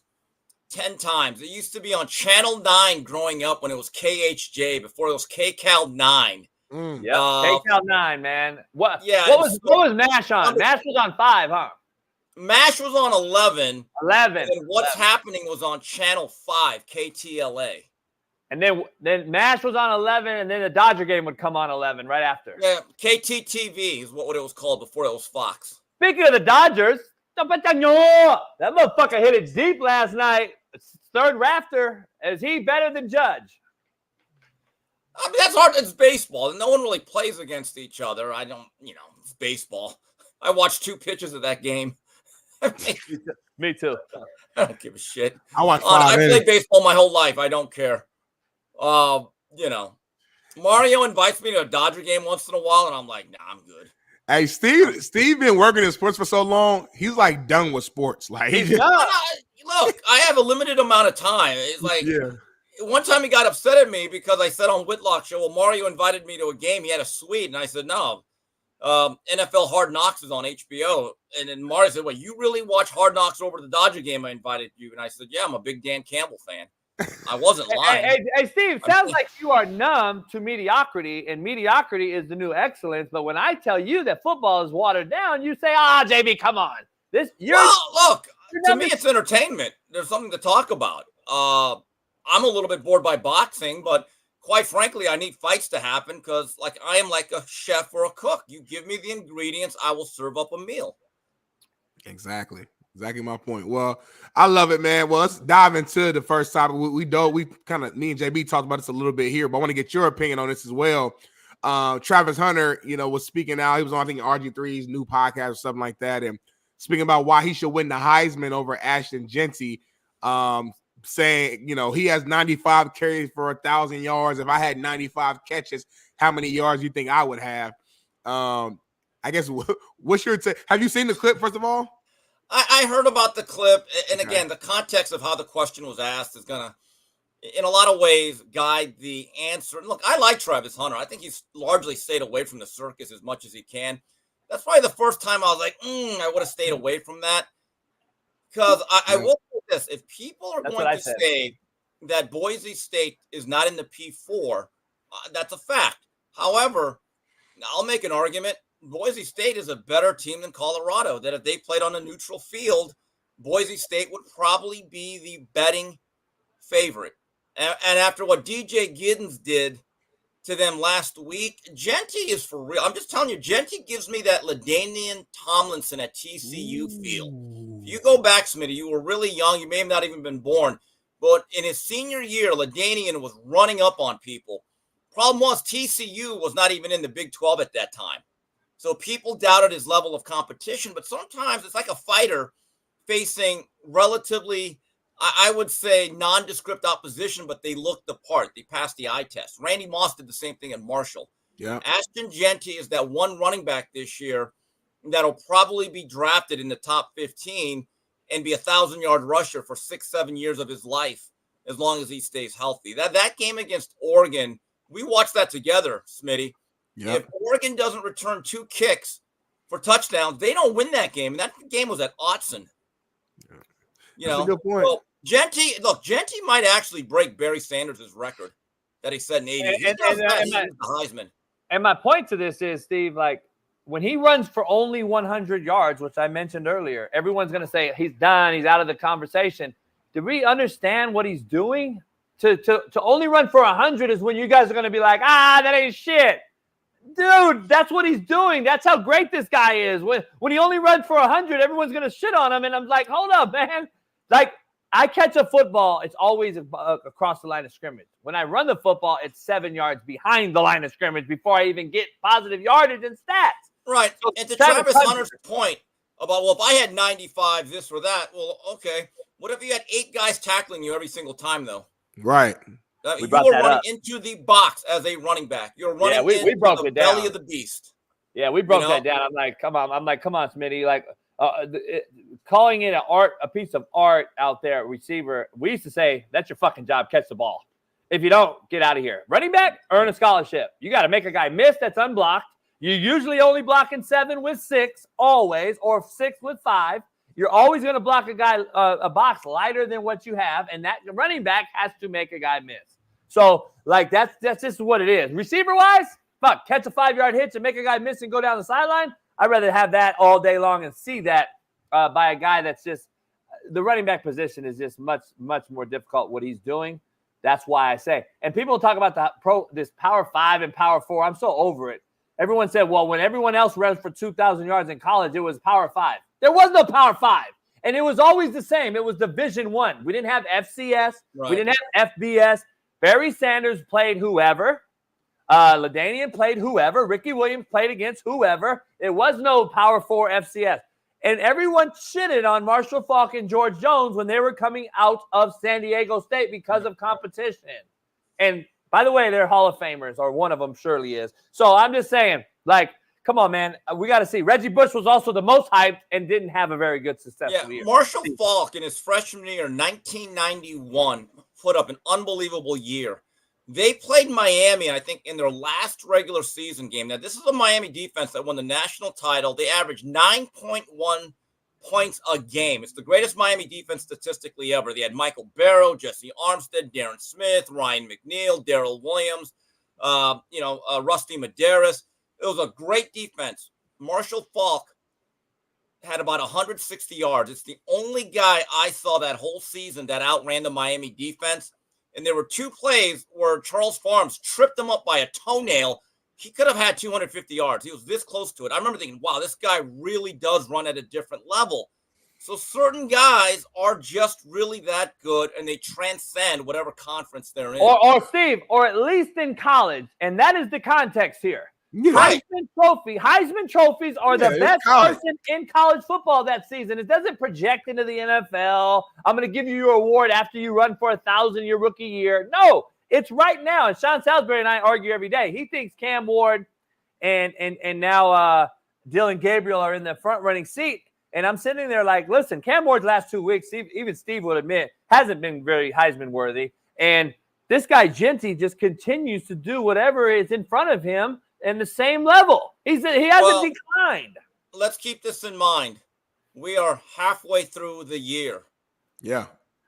Until we get to November, until the kids are trick-or-treating, these are just lists. They are. It's just a list. And Genty's the odds-on favorite right now. But like I said, I think there's 3 guys that have separated themselves, or 3 or 4 that I like. Genty, Cam Ward, Dylan Gabriel. I think Curtis Rourke of Indiana is a dark horse. Now they're playing the meat of their schedule. If Indiana can beat Nebraska, I'm like, ooh, that's going to be an eye-opening. If Kurt Signetti can go in there and run up some numbers on those black shirts, they're going to grab my attention even more. My dark horse is your boy at Clemson. Cade? Okay, Cade, but here's the thing. If they go on a run and I like Cade. They don't they might go undefeated, but they have not played great teams. And I like Clemson. I think once they get Peter Woods back, and I think he's back this week, that's going to be an ACC finalist most likely. But keep this in mind. You want to talk about strength of schedule. Clemson has not really played great teams either, though. We have to keep this thing as equitable as possible in terms of the way we judge things. So. Yeah, but they got George on the resume, and that's the fucking common denominator, in my opinion, that breaks the tie. If they go on and beat Miami and go on and win this whole thing, and they're going to say, well, they got blown out game 1. That's not the same team. Well, no, they're a confident. No, if they win the ACC, they're in the tournament. No, yeah. I'm just saying that's the same thing last year. Remember, we argued this last year. Smitty and I every day were like, well, Alabama lost to Texas game 1. They shouldn't have got in the playoff, blah, blah, blah. Well, now it's 12 teams, so we know it's a 12-team playoff now, though. It's a whole different ball game. There are specific parameters. P4 winners get in. There's a G5. If Notre Dame wins it, or they win the rest of their games, they're probably in. Although Georgia Tech, I kind of like them at the Benz. I think Georgia Tech's actually a good, solid football team. Notre Dame lost their best cornerback and maybe their best defensive player in Benjamin Morrison. Yellow Jackets. I'm kind of feeling that upset. We shall see. We shall see. King, Jamal Hey, Haynes. Steve, let's dive into another game. There's a big game this weekend that we'll watch with Shaun King and Eric Weddle here at the Palooza. And Smitty, by the way, he says, we'll see. Kirk Signetti on the Big Ten expansion. Take a listen to this. I want you to go in and dive into this what Kirk Cignetti came out and said. The Big Ten obviously expanded west, and I'm just wondering, like, how does that affect your travel schedule? Are you guys able to go out on Thursdays? And do you think it's as big deal? I think you guys were the only win up until this past weekend out west. Do you think it's as big of a deal as they've been making out? Oh, that's a good question. So I got a certain way I do things, right? And I've learned from a lot of people, but like I like to have our Friday walkthrough here and our meetings here. So the guys don't miss class in the morning. And I like to get to the hotel as late as possible. I don't like spending a lot of time in a hotel, and we'll get there, feed them, maybe have a quick meeting in the evening and get up and play. So, you know, my weight guy and my director of football ops, they've got all these designs, you know, like go out Thursday, this is what you got to do. Well, I mean, we played out at Weber State, Utah State, some of those other places before, you know what I mean? No. We ain't doing that, guys. You know, we're going to get there as late as possible. Okay, we're going to wake up and we're going to play the game and we're going to come back. That's what we do. We got to the hotel about 8 o'clock at night, right? Ate our meal, went to bed, woke up, played 3:30, kicked their ass, and came home. All right, but hold on, guys. Alex, in the chat. I got players in the chat. UCLA. They could have showed up 10 minutes before that game. They could have stayed 3 weeks. They played UCLA. Hey, the time zone travel thing is real, guys. The schedule's a schedule, though. You can, but what he's saying is, with this day and age kid, it's JUCO. I'm just telling you, it's JUCO. We've said it on this show a while back. It is JUCO, and he's treating it in that way. And I got players in the chat right now who will tell you, I took my kids to a carnival or some shit. We ride go-karts and all that, and we got to the hotel as late as fucking humanly possible, and we fucking got up and ate and went and played. And that's my same exactly philosophy. Explain the reason behind it.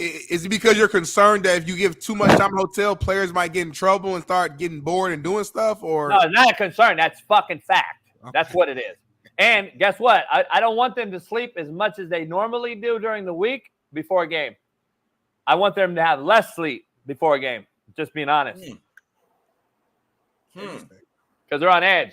And then you know what else? The master planner in me, guess what? They're fucking shut the fuck up on the bus ride home because they'll be asleep.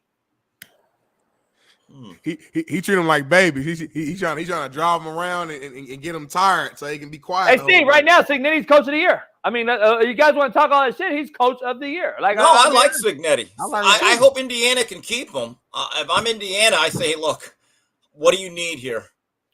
Because, you know, people talk about how long does it take to rebuild. Now, look, he had 13 guys come with him from James Madison. He got a trigger man in Curtis Rourke. And I've seen that Indiana team. It looks like he's been there for 5 years. I remember watching the UCLA game, and I was with you, Coach. Indiana looked like a well-oiled machine, and UCLA looked like it was their first, like, walkthrough at spring ball. And quite frankly, they haven't gotten any better. No, they haven't. Coaching matters.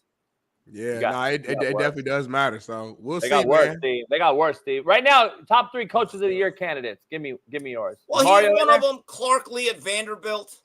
Lanning. He's one of them. Gotta go Lanning. Got to. Lanning. Well, Lanning is, as Chris Rock would say, he's feeding his kids. I got a job. I stay out. Yeah, you're doing what you're supposed to. You're a top 5 team, Smitty, and they're in the top 5. Dion hurt himself. Dion hurt himself. I thought Dion probably had to lose maybe just 1, maybe 2, if he's going to win it. If Colorado finishes with 8 or 9 wins still, which they can, he'll be in the running. You got Matt Campbell and Kenny Dillingham. Oh, Matt Campbell, Kenny D. That's a Matt guy, by the way. What about my man? Matt Rule? I like Matt Rule. Narduzzi? What about Narduzzi, man? Narduzzi's another guy. People thought he was on the hot seat. And I'm thinking to myself, guys, Jackie Sherrill ain't walking through that door. Narduzzi is a guy that he rubs people the wrong way because he's an old school white guy. He didn't like the fact he actually said, I don't like the poaching, the nerve of him, right? But look, he started playing the portal game. Eli Holstein, one of the best transfer quarterbacks, and Des Reed out of Western Kentucky. And they're running this new offense, this new up-tempo, up-spread offense. It's not really his style, but he understood. I have to evolve, and he's doing a great job. But they won a lot of close games, guys. Keep that in mind. That could flip in the second half of the year. I'm going to be honest, though. If this team continues to win and wins out, and this other team continues to win out, I would have a 2-man race for Coach of the Year, and it would be Kalani Sitake and Dabo Sweeney. But again, Dabo was supposed to be a top 10 team to begin with, though. But he has he takes a lot of negativity and don't keep up with the Joneses, and he got to get with the portal and all this shit. Now he's going out here smoking everybody, and he goes on and wins this whole damn thing. People are going to be like, oh shit, maybe I need to stay out of the portal. So, Steve, let me ask you this. So, for you, when you're picking coach of the year, it's based upon what were the expectations leading into the season? Yes. So, I mean, and the level theory, So you got a good team. It's impossible to win coach of the year, basically, is what you're saying. I mean, how many times did Nick Saban win coach of the year? How many times did Phil Jackson win it? How many times did Pat Riley win it? Yeah. I mean, like, where you at with the two military schools, Army, Navy, right now? Well, they're doing a great job. And you know what's funny about those teams are actually very explosive. They're not just methodical. They're actually hitting. Todd Monken, just so everyone's out there, he's a very the Monken family. They're fucking legit. They're great coaches. I'm just telling you out there. I've been saying this. There's a chance that game could be an undefeated battle with playoff implications on the line. I never thought I would see that in my lifetime. Is it true? Is that on election day? Is it? Oh boy! Wow! What a big day for America. Is it? Jeez. It's something around there. I know. Election day has in November.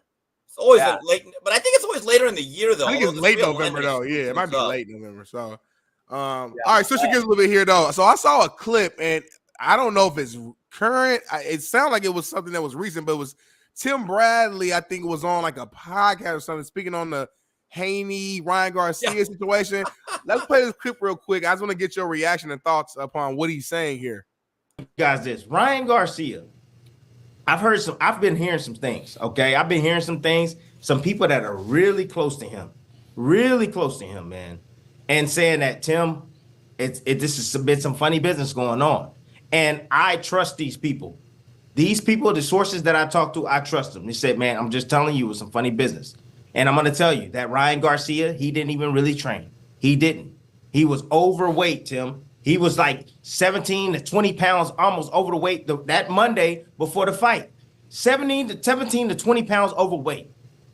He didn't want to make the weight, Tim. He didn't even really want to fight. However, he did what he had to do. He got down to 43 pounds. He got on the scale. He gave up the money. You know, he gave up the money like he said he was. And he got in there and he fought. And he kicked his ass, Tim. And at the end of the day, I understand the PEDs or whatever, but I'm telling you right now, the stuff that he took, there was some funny business, Tim. I'm telling you. So, I believe my source. I truly believe my source. However, at the end of the day, I think Haney is just making this shit look even worse. And So wait up, Steve, let me get context here. He's saying that he was told that he was doped in some way to come up with a false. He failed a drug test. I mean, he failed a drug test. This is not news here. Everyone knows he blew off the weight on purpose. He admitted it. Ryan Garcia. He did fail a drug test. That's a fact. He is now suspended. But here's the issue, though, guys. I want to add some context about fighters and a lot of mixed martial art guys. A lot of guys are now actually 12 to 15 pounds above the weight limit the day before the fight. They don't actually just shave down. They actually flush out that weight. There's a way to do it. Mm-hmm. Hot baths. You got to take Epsom salt. And there's a whole system where you could, and a lot of bodybuilders kind of do this. That's why you got to be very careful in monitoring this. But I know of a lot of fighters nowadays, they're not just 2 or 3 pounds above the weight going into the week of the fight. They're actually 10, 12, 15 pounds above the limit. And then the night before the weigh-in, they will basically do the super hydration or some other stuff that is not illegal, but it's a little bit dangerous. But keep this in mind. The weigh-ins now are so far ahead of the actual fight, up to 30 hours now, you can actually replenish your body. If you had to do day of weigh-ins, you couldn't do it. So that part, again, we got to couch that a little bit. But I know Tim very well. I'm one of Tim's biggest fans. Right. And I trust Tim. Tim, to me, is a very credible guy. And if he heard it, he heard it. That's why I wanted to bring that up, because I know you and Tim are, like, you guys are locked in. And by the way, he was right, though, about one thing, and so is Ryan Garcia. the hubris and the greed of Team Haney was used against them. There's an old saying, pigs get slaughtered. Because if I was Team Haney, I would have said, okay, you're overweight. I would have said, okay, tomorrow morning at 9 o'clock, you have to weigh in. You can't weigh more than a certain amount, and we're not going to fight. That's what, because it's been done before. They didn't do it, though. To JB's point real quick, though, because I know he kind of asked the question at the top. Because when I watched that clip, I'm taking it as if he's saying that there was some funny business that went on. Yeah, that's where like to me, it's almost like defending Ryan Garcia, saying like no. I think what he's saying is that maybe there was more than just what was ingested or reported. Oh, that maybe it wasn't just a contaminated supplement, which, by the way, got debunked. That's something that Garcia's team tried to trot out there. That got slam dunked on. So that maybe, just the way I interpreted it, that it was even more nefarious than what we know. I see. I took a complete opposite. I thought he was like JB. So I thought he was saying that. I think there was some funny business, meaning that somebody did put something in his drink or something like that. So, okay, got you. That's what I thought. Yeah. And guys, cocaine's a hell of a drug.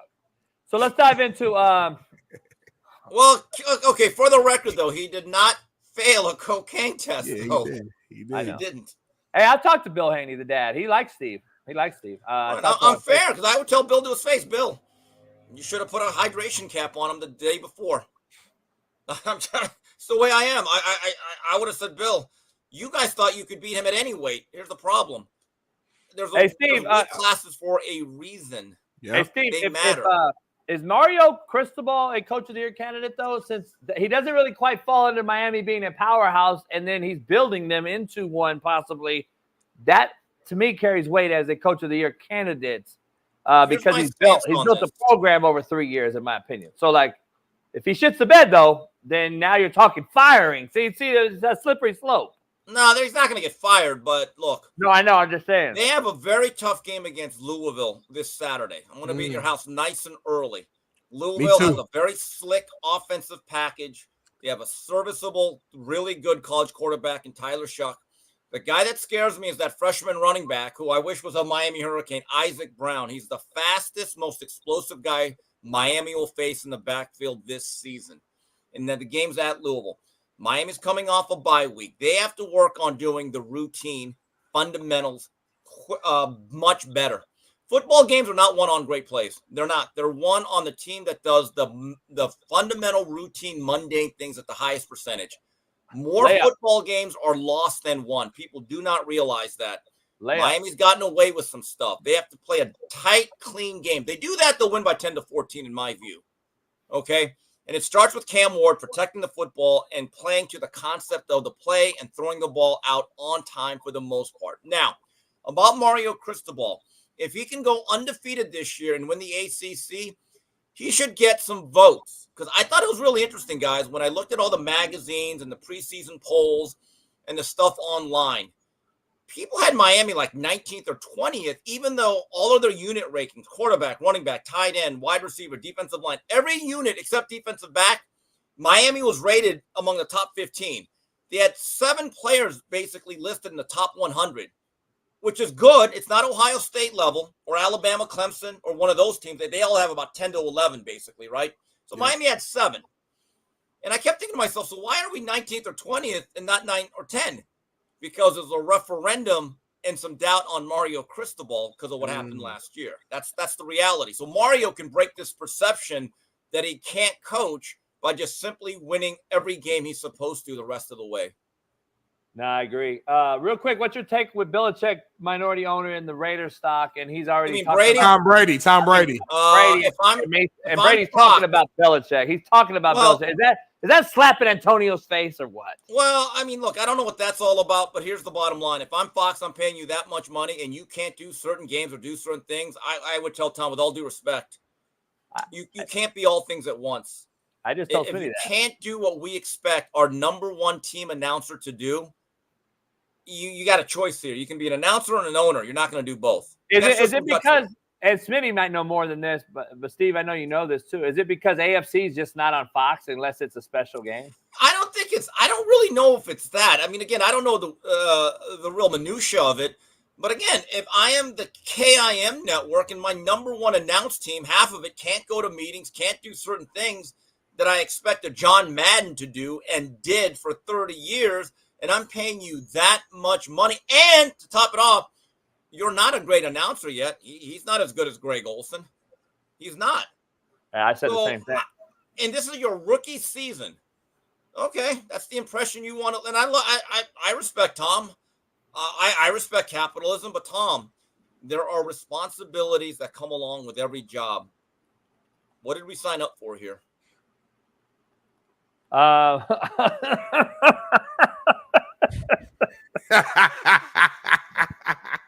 Steve, you don't understand, Steve. I had to text something to Smitty. That's I'll tell you off air, Steve. You'll laugh.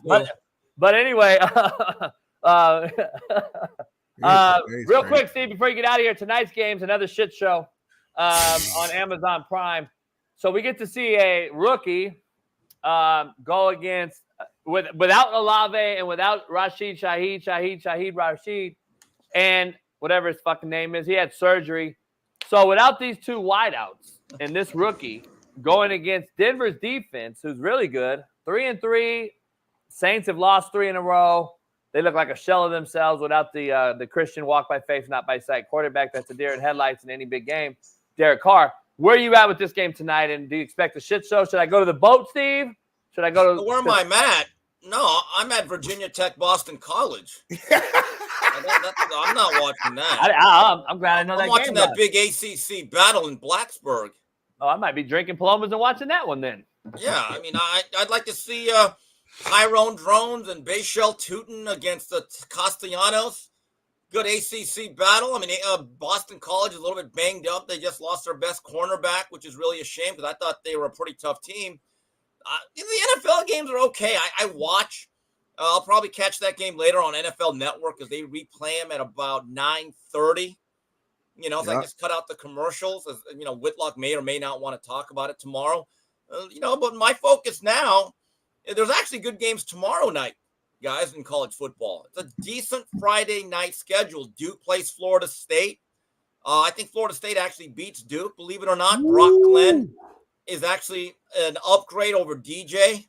No offense, Big Dave, just my opinion. And the other thing is there's another game later that night that I think has some ramifications. There's like 3 games on Friday. I'm going to be watching them pretty intently. Let me ask you, Shaun King comes in tomorrow right here in Ontario. I'm going to pick him up. We might go to Weddle's game in San Diego. He starts 7:30. We might shoot down there. Or we might go to my boy Cisco, who'll be at our house Saturday for Palooza. He'll be here, but I might go to his game. He has a big game Friday night as well. Southgate, Steve's neck of the woods over that area. So I don't know. But the poll question, Steve, is from Shaun King. Since we're going to do Palooza Saturday and everybody's coming over and all this stuff, are you going to join Shaun and I on the boat Sunday? No, I work Sundays. When is a work day? I have stuff to do, and I gotta pick someone up from the airport. But I love Steve. Steve will tell you straight up, ain't no sugarcoat. No, I won't be there. Smitty, I already knew what he was gonna say. I was like, yeah, Sundays I gotta write my articles. I gotta prepare the show. The 3 knockdown rule. I got stuff to do. Then I gotta watch NFL Red Zone all day, and the older I get, I got that. I got that on the boat, by the way. So yeah, but still, different. I got stuff to do, and so whatever. I mean, yeah, same thing with me, Steve. I feel I got a couple jobs, man. I got to do some writing for a podcast I produce, and I got to watch the game. I have a whole routine. I can't have distractions on the boat. Nobody cares. You lose Wi-Fi service on the boat, and now we're stuck. Nobody cares. You're not the guest. Nobody's asking you. So, Steve, I know you're on Whitlock later on. We'll see you there, and then we'll see you Saturday bright and early because I'm gonna spend all day today. Tomorrow, I'm gonna get the food. I'm gonna smoke. We haven't smoked a lot of food lately. Oh, it's gonna be good. My boys will be coming down. We're gonna have a full house. And by the way, I'll leave you with this. I thought that the Texas Bama game was between the hedges in Athens. It's in Austin. All I could say is hook 'em. 34-24, Texas. I'll leave you with that.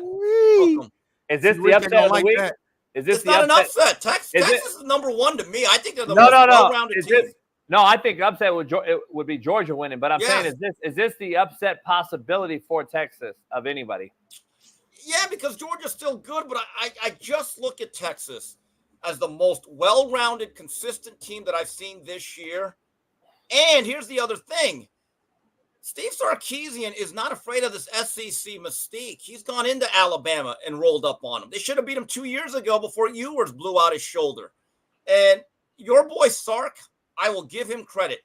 He's the best play caller I've seen setting up big shots. I mean, he lulls you to sleep, and then all of a sudden you could just see him dialing something up over the top, and you're thinking, 7 plays ago he was working. You could just see it. You watch. Quinn Ewers has a big game, in my view, because I'm just telling you, him and Sark, they got the rust out last week. He was very shaky that first drive against Oklahoma. He got better as the game went on. Texas is going to win this game. Texas might be the best team in college football, in my view. I think they are. I think they are. DG, the disrespect of your fucking dollar when Steve Kim's talking is absolutely unbelievable. Take your dollar, shove it up your ass. DG, thanks for the dollar, DG. No, thanks for the dollar. If you can't at least do $9.99, then you shouldn't be on the show. We got 3,400 people here. If they all give us $1, that's a good day's of work. So appreciate you. And Steve, appreciate you, Steve. Anyway, guys, I'll see you Saturday. Football Palooza. Yes, I'll be there early, 9:30 in the morning. Let's get it. Ball State versus Vandy. Big game. Later. Yeah, I'm gonna pull up early because I'll probably get there, let's say 10 at the latest, and then I'll probably leave out 5, 6, and then head back to the crib. Because I be having a lot of shit going on, man. I got married. Kids. Anyway, let's take a commercial break, and we'll be right back.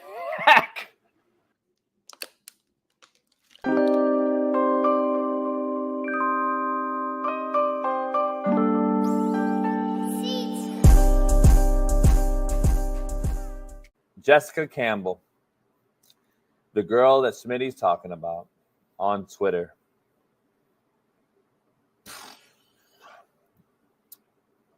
Bailey, you should be ashamed of yourself. You got explaining to do, Lucy. Bailey, I don't even know if you know what that show is from, but she's a coach for the Seattle Kraken, Bailey's hometown. Bailey, you should be ashamed of your town. Can't control it. I mean, we already know Seattle is what it is. Portland's even worse.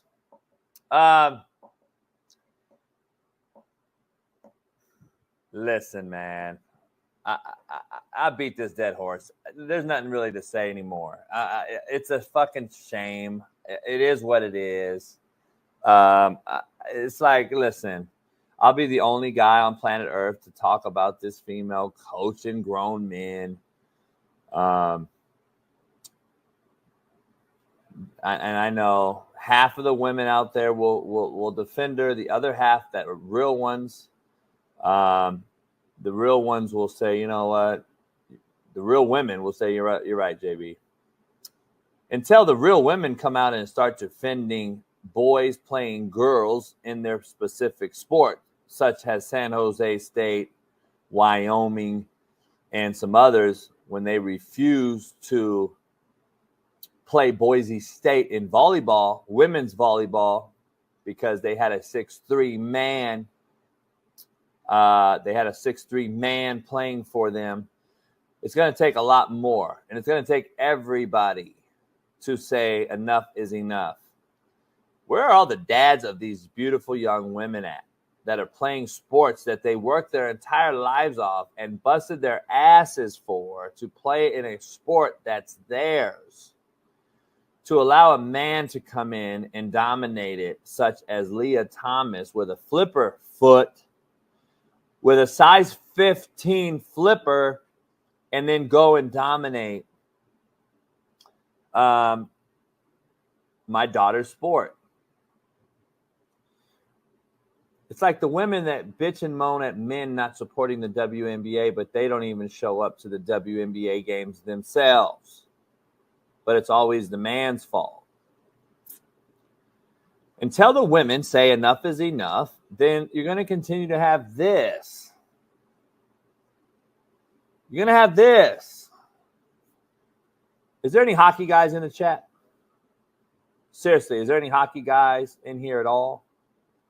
I would like to ask you guys a simple question.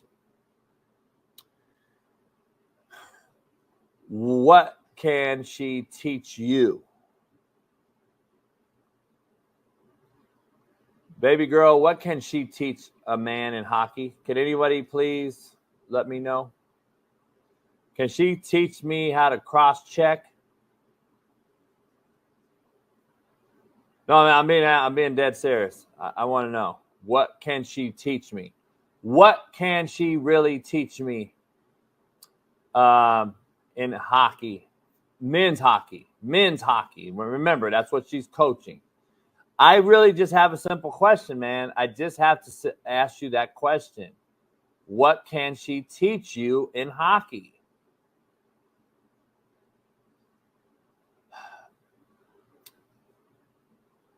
Yeah, Chris, listen, we're not even going to get to her attire. Lucky she don't have no big old titties and her cleavage is out, because that would be a whole nother ball game. But, like, let's be honest. Like, put a polo on if you're going to be out there. Like, I'm just telling you, dog. We're gonna open up Pandora's box here. Fuck. I'll be the hated one. We'll do a video on this. We'll do a short. You don't even want to see my Magic Johnson short video. Oh, shit. You don't want to see my Magic Johnson video that's going to go viral today. Oh, I'm going to get hated on. But I'm here for it. God damn, I'm going to lose some people today. I'm going to tell you right now.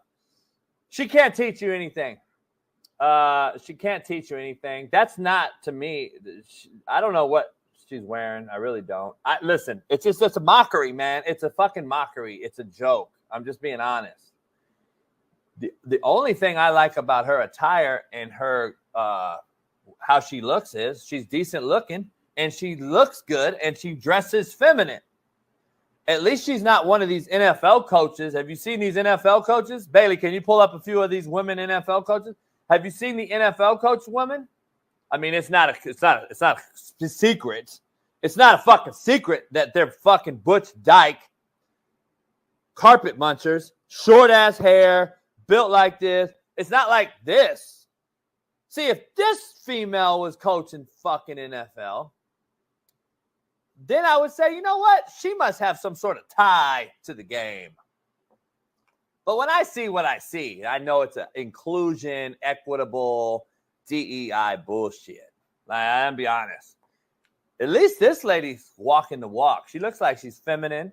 She actually, you know, she actually looks like a lady, like a real lady. So, I don't know. I give her that. But that's my point to the ladies I was watching the game with yesterday. Sit here and say, why does she want to coach grown-ass, hairy, nasty, physical men? That's coming from two feminine ladies, people.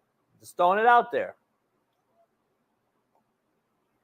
It's coming from two feminine ladies. Why would she want to coach these grown-ass, sweaty, hairy, smelly men? Hit each other all damn day. Why would she want to do that? I don't know. We don't know. We don't know why. We don't know why to this day. I have no clue.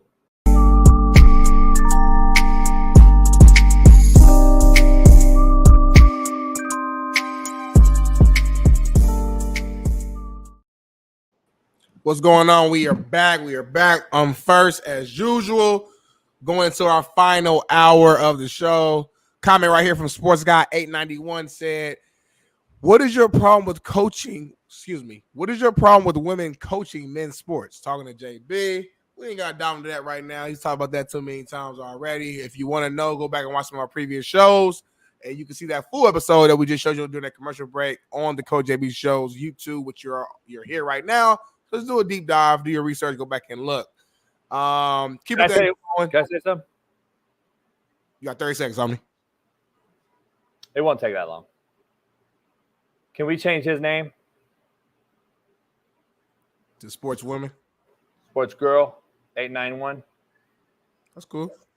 All right, let's do that. We'll address him, he, she, we, thee, they as Sports Girl 891 moving forward on this show. If anyone does anything other than that, you'll be blocked and banned.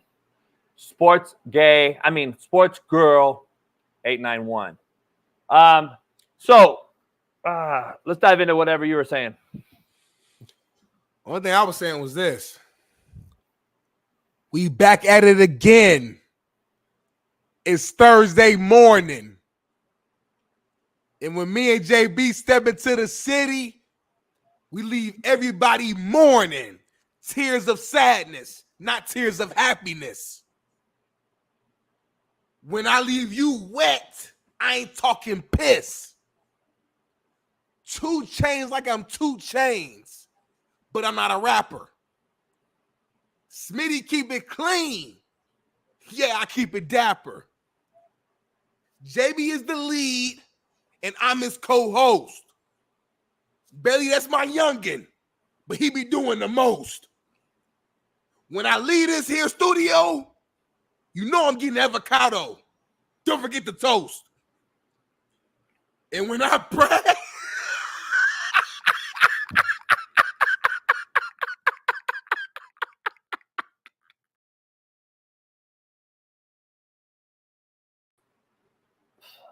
Anyway, just signed a new co-host. His name is to be determined. I'm gonna say it later, but got a new co-host. Could be Cam Newton, could be Kirk Herbstreit, could be Dan Orlovsky, could be Mina Kimes. You imagine me and Mina Kimes together, Mina Kimes and I on a show? that would be great content. That'd be funny as hell. I tune in. I know I tune in. You splashed water on yourself, homie. I was moving around too fast. You didn't have to comment on it. You could have played it off. You didn't have to say it. Like, JB, one thing you got to learn, us being co-hosts, we supposed to be a team on air. Now, off air, criticize, coach me up, coach you up. But on air, we never go against each other. It's supposed to be like we Batman and Robin. We you know what I'm saying? But you oftentimes will choose the side of the co-host or the guest, over your co-host. It's like me and you not in sync. You got to fix that. No, that's what I want. So that's not loyalty, homie. Yeah, that's why I called you and told you. I said, hey, you want to be the other guy to the guy, and then take everything I give you, or not? And you're like, yeah. I'm like, pause. I'm like, all right. So anyway.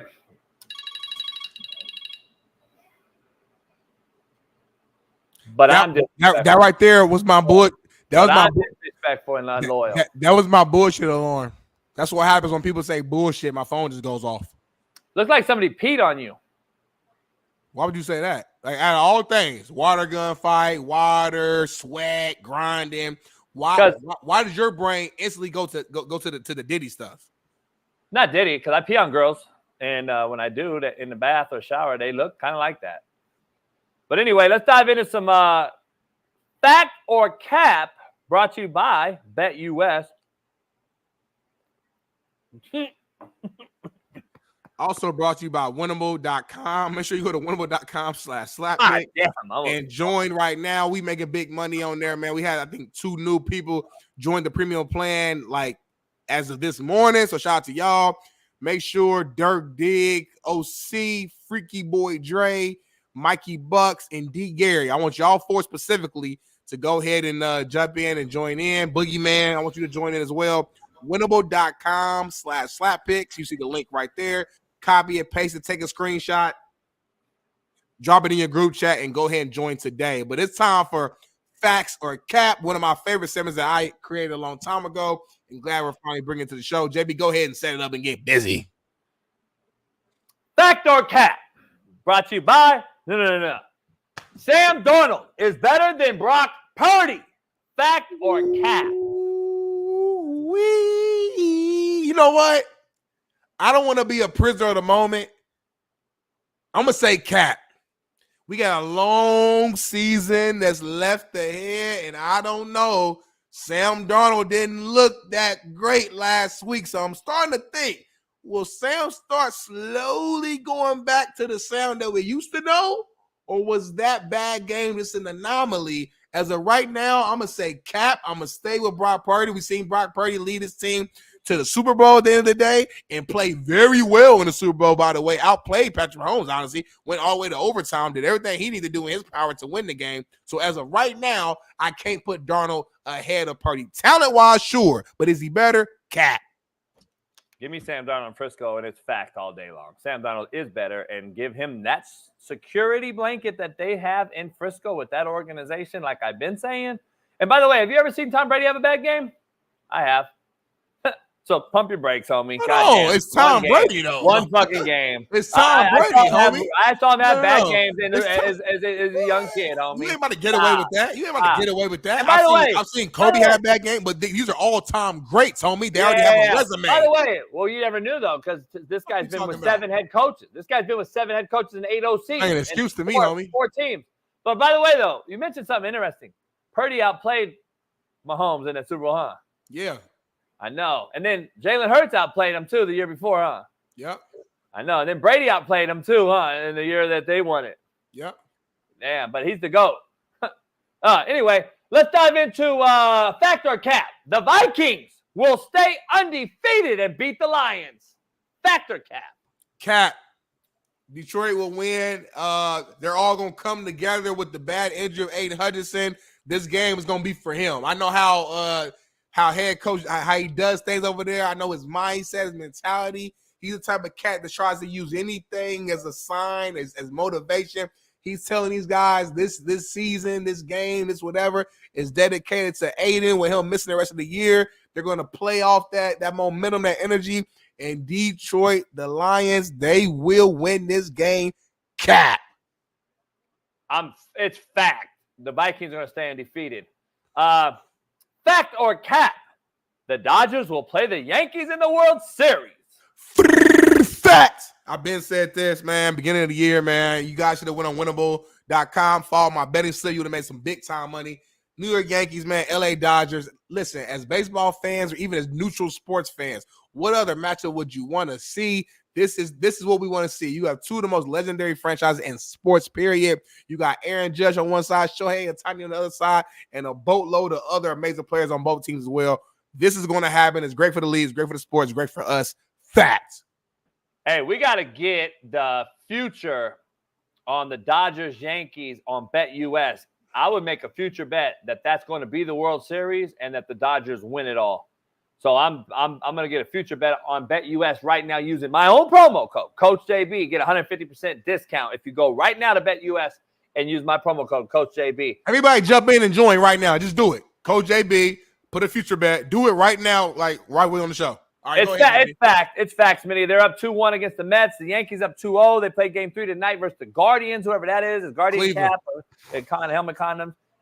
That's who it'll be. It'll be Dodger Yankees. Fact or cap? Ohtani is the MVP.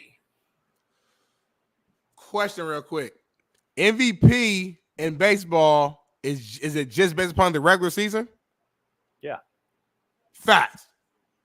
No question. I mean, the man was almost, 60 and 60?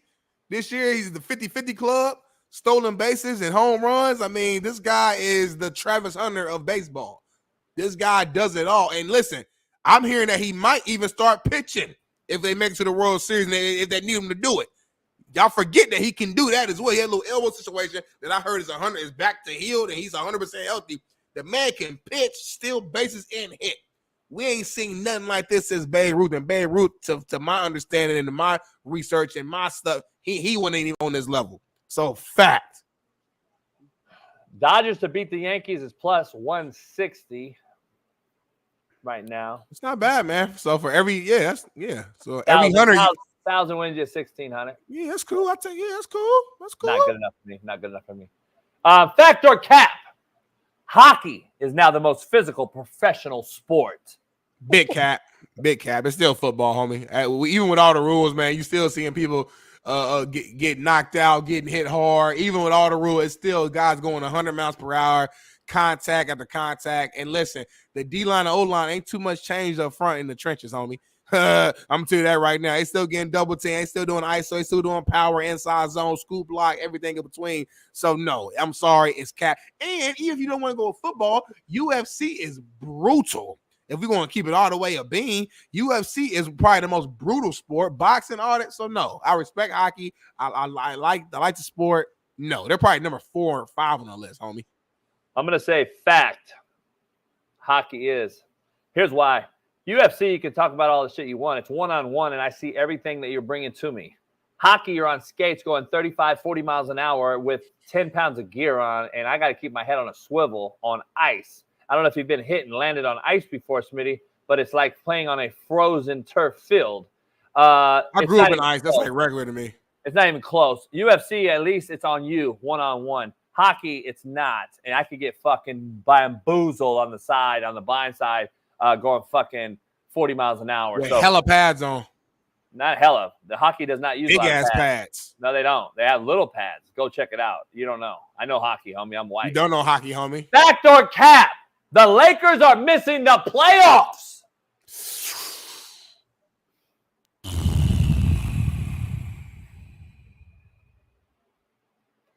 Too slow. You're slowing this up.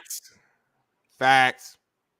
I just don't want to say it, JB. Thank you. Fucking be real. You're supposed to be fast. I didn't hear no. I didn't hear no. I want to go fast. I mean, that's what this is. You're slowing the whole fucking thing down. I'm about to get a new co-host to do this part. I will shut the whole shit down. The Lakers are missing the playoffs. Fact. I'll press end stream right now. It'll be no show. Fact or cap? Fact or cap? Bill Belichick will coach in 2025. Go now, fast. What? Fact, homie. I'm going to say fact, too. Bill Belichick will be back. Giant, Jet, or Raider. Fact or cap?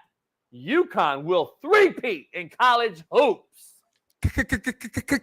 Cap. I like Kansas, homie.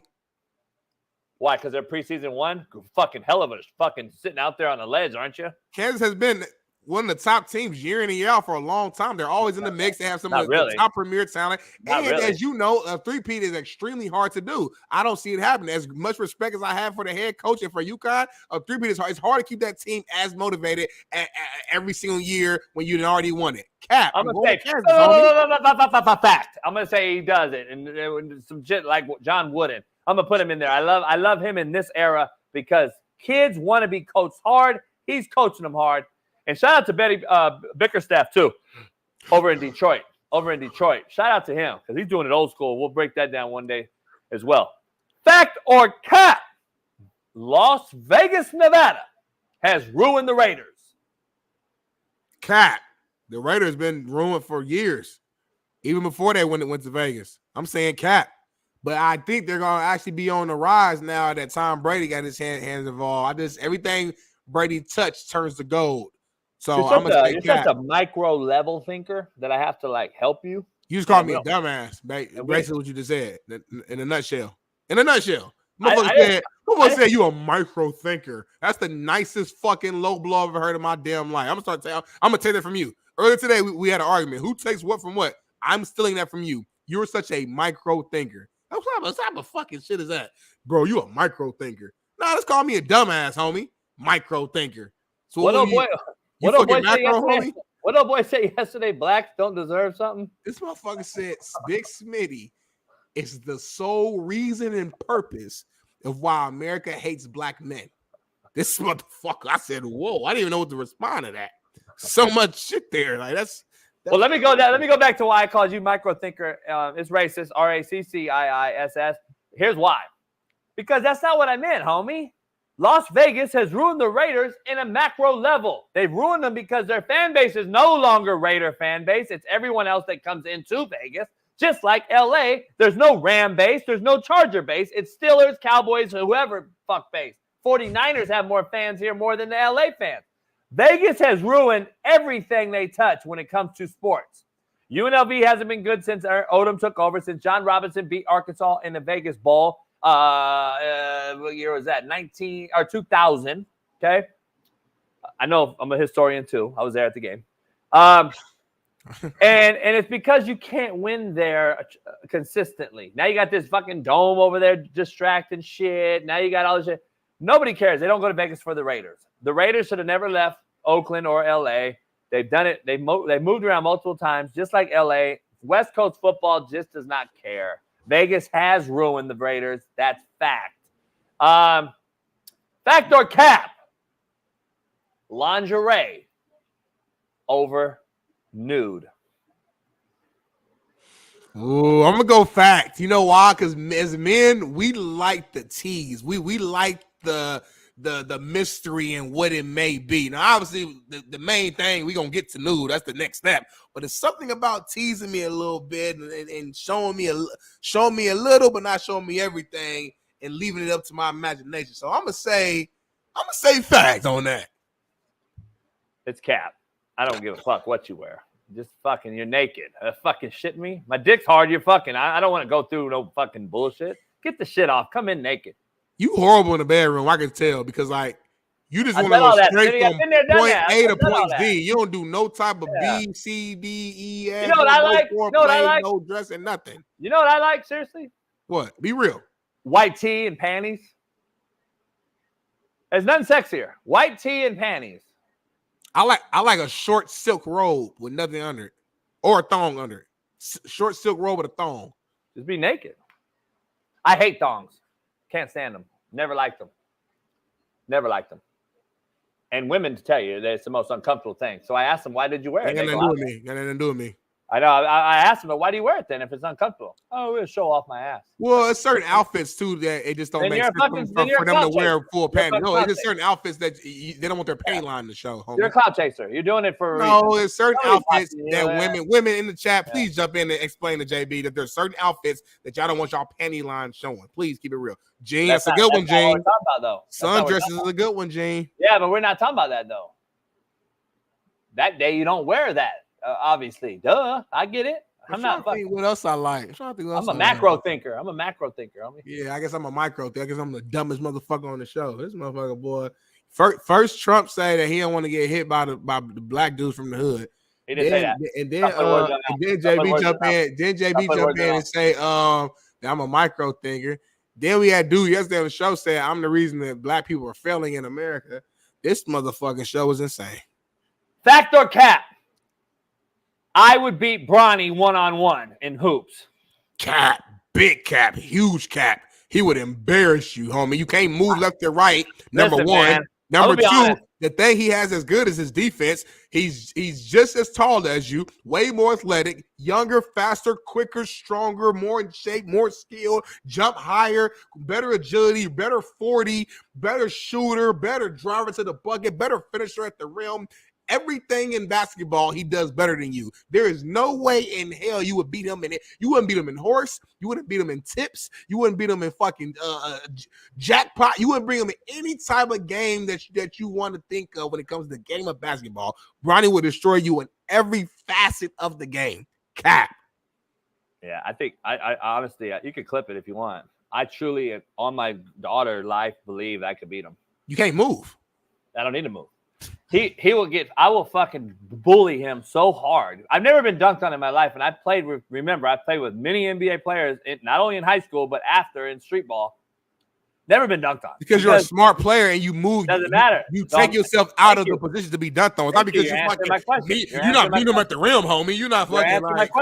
You're answering my question. I would fucking hit him one time in his throat, like legitimately though, playing defense. But I know how to do it. And then he'd be mentally he's fucked. Mentally he's fucked. He'll be seeing P. Diddy fucking in his dreams. Listen, I would beat the fuck out of him in basketball. I got a left, I got a jumper. I'm gonna fucking bully you on D. He's not gonna jump over me in one-on-one, homie. You act like it's a 5-on-5 game and I'm gonna lose him in fucking transition. Come on, homie, it's one-on-one. He's gonna blow past you. No hoops on me. You act like I didn't play hoops at a high level. He's homie. Gonna blow. You did play at a high level. You played at a high school level. He's gonna blow past you every single time. No, he's not. You really can't stay in front of him. And then, so listen, first two play, I see it now. You trying to guard him all close, be all hard. He drive past you. Now you thinking like, all right, let me scoot back a little bit. Now you scoot back. You think he can't shoot because you're watching him play in the NBA. But in the fucking streets, one-on-one with just you, he's cashing them down every single time. So now you're guessing. You don't know you should scoot back. You get up close. He hasn't hit a shot. And then you get the ball. You can't fucking move, homie. He's stealing the ball from you every single time. He actually is a good defender. strong guy, move around. So if he's all over you, you ain't fucking Luka Doncic, homie. You ain't about to just fucking 6 foot, homie. Pull him over. What? He's 6 foot. He's 6'2.5". So y'all the same height. It's a lie. It's already been debunked. It's a lie. I was with Bronny at the Drew League. Y'all the same height, homie. I stood next to him. You're 5'9", homies. Look, eye level with you. Stop. I'm 5'9", homie. God damn, I'm homie. 5'9", homie. Let's go. Let's get on. So I'm 5'9". I'm micro thinker. I'm the reason that black people have failed in America. I'm keeping my list. I'm keeping the fucking list. All the shit. I don't forget nothing. Speaking of black players in America, let's dive right into the Patriots D lineman, Christian Barmore. Let's dive into it. Let's get Smitty black man's take, because we already knew what it was with Tyreek Hill. We've already dove into this. Let's get your take on another controversial. Do we have a video? All right, we'll check the video. I need more content. I can't sense my car, y'all. Come on, y'all. I can get in my lights all the way back there. Anything else, go. No, Come on, I need a supervisor there to take that location. He's underway, but he needs to step out the vehicle. We need to secure the scene first, all right? Because right now, I'm afraid that we're going to have to take him out the vehicle, and I don't want to get to that point, okay? Okay, but see, okay, sir, this is what I'm... Sir, he's on blood thinner. Sir, he's on blood thinner, so you have to be extremely careful with him. I'm trying to be... So that he just steps out, and that's not going to be an issue. Hey, boss, I need a supervisor. I need a supervisor. You can step over there and stand over there. Please. Stop being so entitled, boss. Just step out and go over there. Sir, excuse me, sir. Just step over there. Your car is getting towed regardless. How the rest of the stuff goes is your behavior. Just go over there and step out. Just roll the windows up. Roll the windows up. Yo, what y'all doing? That's not gonna happen. Yo, y'all fucking touch me. Y'all crazy. I ain't do shit to y'all. Sir, he's on blood thinner. Yo, they fuck me. I fucking dare y'all touch me. I dare y'all touch me. I dare y'all touch me. I sue all y'all fuck. All right, touch me. I'm not, man, yo, I swear to God. Don't stop reaching, bro. Stop reaching. I'm not getting out shit, cuz. Y'all touch me. Let's go, man. Hop out. I ain't getting out shit. You ain't getting out? Come on. You want to get a charge or you just want to get your charge? Charge for what, dog? Yo, man. There you go. Good choice. Good choice. Relax. Go ahead. What y'all gonna do? What y'all gonna do? All y'all talking. Come on. Come on. Y'all got cops. Y'all got cops. Hey, yo, stop touching me, dog. Over there, bro. Yo, stop touching me, boy. Stop touching me. Stop touching me. Stop touching me, boy. Hey, mom, I'm telling you, call up or call Crab, mom. I'm telling you. Call Crab. Let's go. Yo, bro. Stay over there, bro. Stay over there. Yo, you see this shit, dog? Go to the car. Dog, I ain't do nothing. Yeah, this dude tripping. Ain't no defending this at all. This dude is tripping 1,000%. Ain't no shock value. Everything, every video ain't the same. This video, he's tripping on 1,000%. It's not even nothing to argue about. He's threatening them. He ends up trying to say I'll sue y'all, but the energy that he's putting out when he said that wasn't on some sue. It came off like I dare y'all to touch me. Like, what does that mean? Then he's like reaching for stuff. I don't know if he's trying to move his seat, whatever, but you don't even take those chances though. Thank you. When you got the cops all around you. To me, that was scary. That was scary to watch. That was I'm not gonna lie. When he did this, those cops are super patient. When he did this, yeah, that was crazy. He's tripping. What the fuck are you doing? That's like the dumbest thing. Those cops are beyond patient. Like they are like, I mean, kudos to them for just being able to stay. Because I ain't never seen no cops be that patient. As soon as he reached, I'm thinking they about to at least tase him, snatch. They gonna do something. They were sitting back the whole time. That's 100,000% on him. Why is he doing all this? The whole thing was over a plate, right? He got put over because of a plate, I think. Yeah, he has a suspended registration tag. All right, that's just buying a new tag. I just paid for my new tags this month because my shit's every October. It go by last. I just got my shit. But wait up though, I'm trying to figure out. He's tripping. He's wrong though for driving on a suspended tag, right? Yeah, of course. Yeah, of course. Oh, all right. But I don't even know where it went from there. I know the only reason I brought that up. I'm saying I brought that up because I don't understand why he's even so hostile to begin with. Like, you were wrong, number one. Number two, it ain't like, from my understanding, you got like, it ain't like you got put on my tag. Like, apologize, whatever, get the ticket or whatever. If they got to tow your car, take it what it is. Go get you in the NFL, bro. Get the fucking car out of tow, get your new tags, and move on. Like it wasn't that big of a It situation. should never have been untagged. Should not be untagged. You're in the NFL. Right, of course. That's number one. But I'm saying in the event that it wasn't something like he shouldn't have been that mad. It wasn't that. It was, you know what I mean? It wasn't that situation. It wasn't. I don't understand where the anger is coming from and the frustration. I know where it comes from. It's called entitlement and it's called enabled. And we've entitled these kids to to a non-believable level. Now, here's what my take is. Everything you said was correct. I should go against you and agree with him on this one, just so we're always debating. But I can't. I want to go again. I wanted to defend the black man. Fuck. If you did do it though, like what would be your take? Like if you were a lawyer right now, you have to defend on what's the angle that you could find in taking this. Well, I'd get Tina from Seattle, and I would get Tina from Seattle, and I would say, hey, officer, I'm a female, and I'm represent. What? You don't know Tina? I forgot who Tina was. So you did the fucking keep going. Oh, yo, this is my client. Plays in the NFL. He's on blood thinners. Okay. Now listen, I'm running for a beauty pageant as well. You should know I'm running for Miss Seattle. But listen, don't worry about my voice, sir. I'm running for a beauty pageant in Seattle. And listen, my client's on blood thinners. He should not have been pulled out the car. He's very weak and he's very thin and he's weak and he can't do it. I can't go. Anyway, listen, I can't do it. Here's why I say it. On a serious note, dog, the entitlement is unbelievable. Whoever he's on the phone with, girlfriend, mama, publicist, whatever, mama, publicist, manager, agent, maybe you should have made sure his fucking vehicle was tagged. Number one. Number two, you know the irony of he's on blood thinners, sir. He can't get out the car, can't stand up. Do you know what that sounds like to me? A lie. Well, no. Does this man play in the NFL or not? He do. Okay. Premier athlete, like. Doesn't he take on double teams and shit? Half percenter, like. Don't he take on double teams, like. 2 blocks, motherfucker, wrong arm and motherfucker. So, I'm on blood thinners. Don't pull me out. I'm weak. But tomorrow I got to go against I got to go against 2 All-Pros. But I'm on blood thinners. I'm weak. Don't fuck with me. Jason Kelsey has to block me tomorrow. But listen.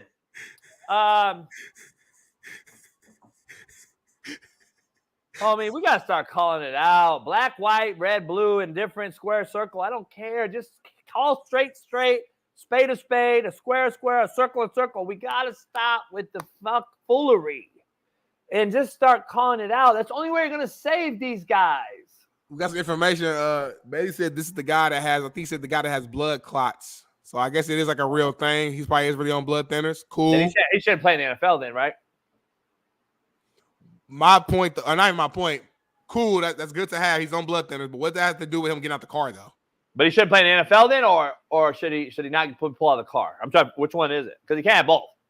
So you need to retire then, or you should obey the law and the officer's fucking direction and get out the car. Because if I got pulled over tomorrow with Smitty, and my tags were a year old, I'm getting out and running. He's gonna get shot in the back. So it is what it is. I mean, we'll move on amicably. But you know what I'm doing, right? I'm gonna be like, sir, you know what? I'm wrong. I got expired tags. I'm gonna get it. My manager got it. I play for the Patriots, but my manager's gonna get it. My manager's gonna get that shit. And you know what? I apologize. I'll have it fixed tomorrow. But I understand if you tow my car, it is what it is. I'll have my manager come pick me up. I'm on blood thinners, though, sir. I'm not gonna reach for nothing. I'm gonna get my hands are up if you want. What do you want me to do? I'm an idiot because I should have had my tags updated. I apologize. I played for the Patriots and Tom Kraft didn't pay me this month because he was at the Thai massage, and I'll catch up. Robert Kraft. I'll figure it out, but I apologize. That's what I would have did. Not I'm the victim. Don't touch me. I'm on blood thinners. Let me call my mama.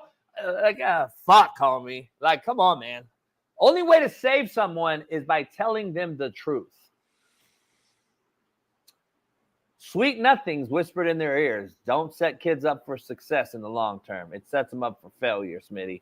I trust me. You got to learn. I've learned that. So it is what it is. But, you know, it is what it is. Smitty, Speaking of Bill Belichick, to the teams that we're going to talk about, maybe, but Bob Kraft regrets giving Belichick so much power without checks and balances, he said. Have you heard about this? Him for 24 years. I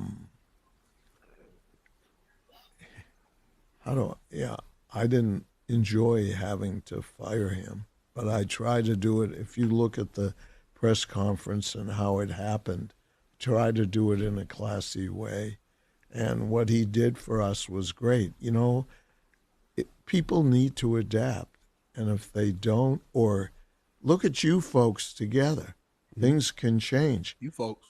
Who's you folks? Right. It's too. He on the Breakfast Club. So I know it's all black people right there. So is that what it means?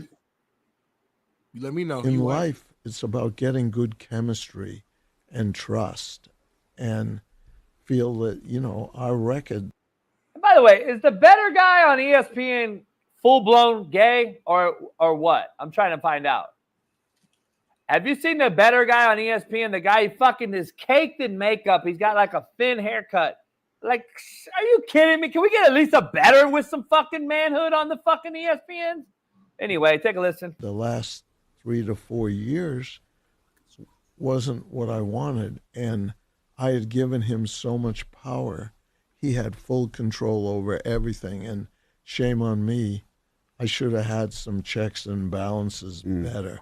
But he had earned that right. But then you're saying something that's an oxymoron. You can't say both things. Two things can't be true.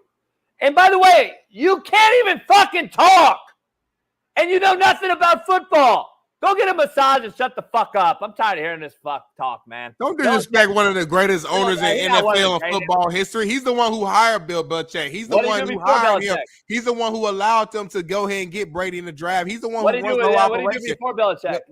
Without him doing that, but he hired him. That's kudos to him. What did he do before him, though? It don't matter, homie. He's the one who hired him, homie. He's the one who made it happen. How good are they now? And the Patriots had some good years before Belichick too in the 90s. Then they go to the Super Bowl, homie. He wasn't there. Okay, well I don't know when he got there. He might have got there in alignment with Belichick. He should be on 2 knees. He's the one who fucking hired him, homie. He should be on 2 knees with Kim Jong-un. That's like you disrespecting the AD at Indy, homie. They hired you, homie. The broad that gave us $4.99, Kim Long, whatever her name was. He should be on knees with her, holding hands, begging and thanking Bill Belichick. Fuck out of here with that bullshit, homie. Get the fuck out of here. That motherfucker doesn't know a fucking hole from his asshole. He can't even talk. What he said was wrong. Fucking get out of here. He said that he earned it. That's why he it's always aftermath with these fucking owners. Well, hindsight is 2020, homie. Hindsight is 2020. Homie, these privileged fucks that know nothing about the sport who just inherited billions of dollars, and half of them, or not even half, 90% of them inherited it, didn't earn it. And then they go out there and they hire whoever they want, they fire whoever they want. They're the fucking judge, jury, and executioner, and then they want to go on a podcast and talk shit. It's fucking mind-boggling to me. This guy got you fucking 6 rings, 7 rings, whatever. Get the fuck out of here, homie. Get the fuck out of here. He's saying you should be sucking his dick, Bob Kraft. You should be sucking his dick, not the 21-year-old that Belichick's fucking with. Motherfucker, double down on it. Only thing I'm saying is this, AB. I hear you, but all he's saying is that at some point you have to change. The game has changed. Not the same guy, not the same player, not the same nothing. So in order for you to continue to have success, there has to be some shifts. And he said the later years, Belichick was trying to be the same old Belichick that used to win when he had a certain team in a certain era, but that era is not here no more. So he's saying at that point in time, it was decisions that were made. There were certain things that he's like, man, I didn't agree with, but since I gave him so much power because of the previous success, I kind of had to sit on my hands, so to speak, until I decided not to. That just is what it is. Like, I don't think he's trying to disrespect him. He's just saying over time, like, great things must come to an end. That's just what it is, JB. Why are you disrespecting the guy that hired him? Like, how you go? That don't make no sense.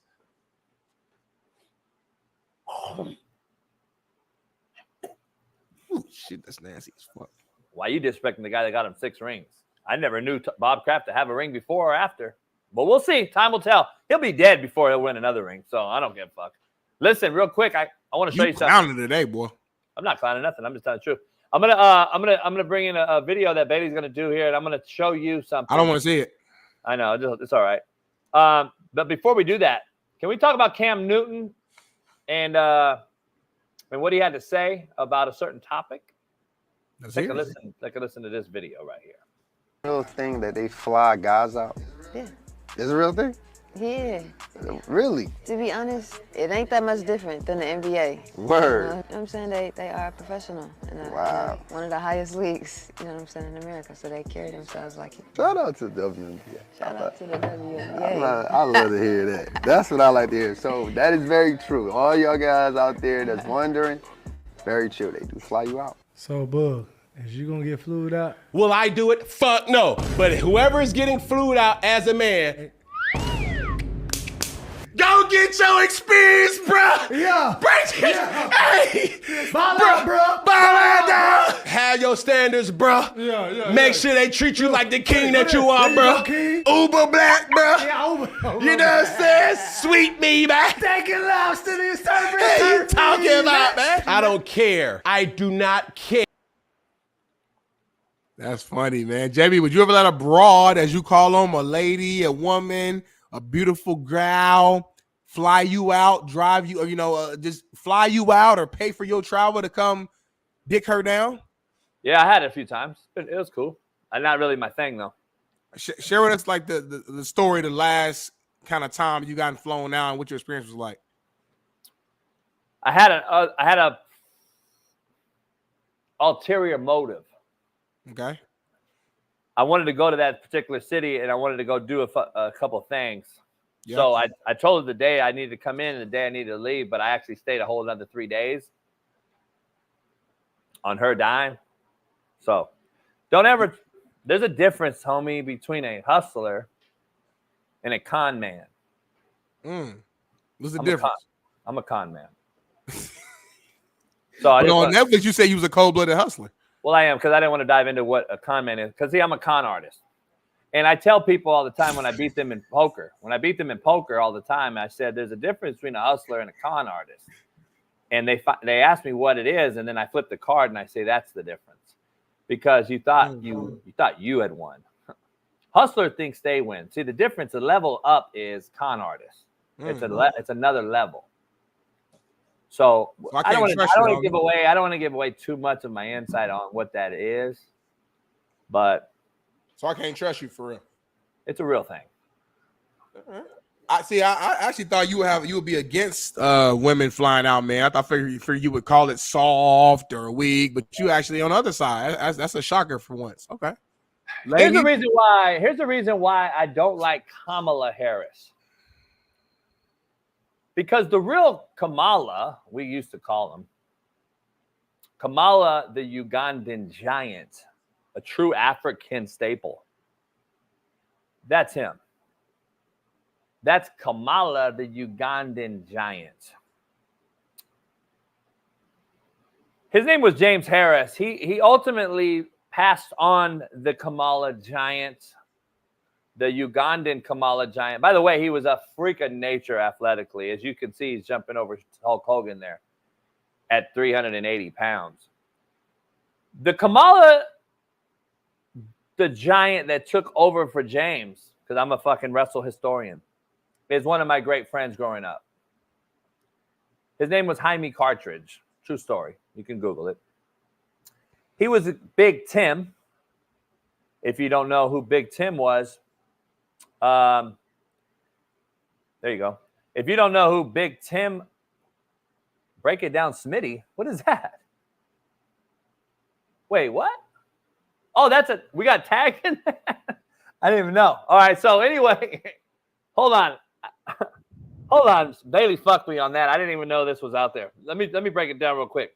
Big Tim was on a TV show with Eddie Griffin called Malcolm and Eddie. If you guys know historically who Malcolm and Eddie was, the big, huge guy on that show named Big Tim was a good friend of mine. He passed away on a technicality on a surgery procedure because Big Tim, Jaime Cartridge is his real name. His mother was my English teacher all through high school, by the way. Shout out Miss Cartridge. Was 6'11", 650 pounds. And he played junior college football at Cerritos College. He played junior college basketball at Cerritos College. He went to Iowa and was an All-American wrestler, real wrestler, and played center on the basketball team. Freak of nature. He became then famous for Malcolm and Eddie and a bunch of commercials. He was on the first Nintendo commercial with Tony Danza. I go back, homie. I got historical memory. I'm just telling you right now. But anyway, he passed away because he woke up during a surgery, Smitty, and was like, ow. And if you know anything about him, he was the funniest human on this earth. And they fucking stuck him again with some more sleeping meds and overdosed him. Killed him. And so his mom sued, medical malpractice, blah, blah. It was hard to figure out what put him to sleep because he was 6'11", 650 pounds, Smitty. You could probably see there was probably a little bit of measurement issues trying to put a guy like that to sleep, right? But he was Kamala the Ugandan Giant for a long time. Nobody knows that. James Harris right there passed the buck to my man. So we used to go watch him fight against Hulk Hogan, Andre the Giant, and we'd be backstage with all those guys. And it's amazing how good of actors they were way back then. We didn't know as young kids. We woke up and got to think that wrestling was real. We got backstage passes, and I'm 15 years old, and I'm like, no, you motherfuckers are faking all this. So I got to see all that up close. But that's the real Kamala. So I'm just throwing that out there. It's an African name. She's not African. But anyway, let's dive into this next topic. That whole time I was like waiting for like the actual, like he was building up, he's building. I was waiting for like the actual like punch, like the thing. And the whole build up was to show that she's not the real Kamala. Yeah, I had no punchline to it. I just wanted to tell you. He took me through a dope history lesson. Shout out to all those wrestlers. I'm a wrestling fan growing up. That's all I wanted to do. He did all that just to say this ain't the real Kamala. That's like you finding like an old school Darnell and just give me the history lesson. I'm like, with all that being said, I just wanted to tell you that. It had nothing to do with nothing. It's like me finding a Jason right now and say you're not the real Jason. Yeah, it had nothing to do with nothing. I just thought it was a good little time to talk about it. You a funny dude. This right, what you guys just witnessed is the prime example of ADHD. So if you, your son, your daughter having moments like that, go get them checked out. Make sure everything's cool. Make sure everything is straight. That what you just saw live on the Coach Jimmy Show with Big Smitty is ADHD. Hey, it's a great story, though. Great story. Hell of a story. True. It's actually a true story, though.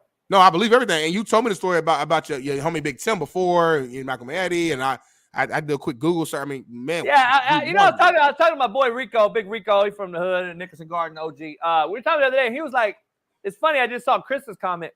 He was like, how a bitch named Kamala Harris? Y'all don't like nothing about her. Y'all don't like her name, how it's pronounced. Y'all don't like her skin color. Y'all don't like I'm in one of the most dangerous neighborhoods. I'm like in one of the most dangerous neighborhoods in America yesterday after leaving the show. And I'm sitting in there with my boys. And I'm in this. I was wearing this color right here. And I'm chilling in there. And I'm like, my boys like, and these are all hood black cats. And they're like, how's this bitch named Kamala Harris? Like, it's like a fucking oxymoron, homie. Like the bitch name should be Shaniqua Harris. But she's not. She's only Shaniqua Harris when she goes and speaks. Why should it be Shaniqua? Because she says she's black. What's Shaniqua got to do with black? Well, we know it's not going to be Sarah Harris. Let's be honest. We don't need to make it a race thing. It's not Sarah Harris. Shaniqua is more accurate. You would agree, right? What's wrong with Kamala? Well, it's African. It's Ugandan. To me, that's an accurate name.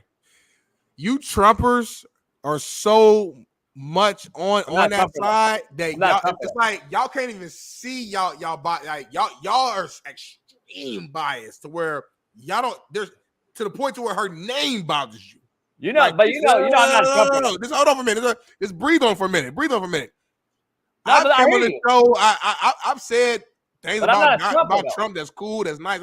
Y'all think every fucking thing she do was bad. Ain't nothing she said accurate. Her name, y'all think she's just a living, walking demon, and everything she's ever did or touched or said is when you're that biased, it's like, damn, you gotta look yourself in the mirror, like, damn, like, maybe I'm tripping a little bit, because like ain't nobody just Like that don't even make sense. There's no human I just want to know it's just 100% just fucked up. I'm not trying to be rude and interrupt you, but I was trying to make sure I didn't want you to be like caught on camera saying something fake or lie. And people say that and then they'll use it on social media. I'm not a Trumper, and I don't think you understand. Like Trumpers are like the dude in the truck with the flag out and that motherfucker Trumper. I'm not that guy.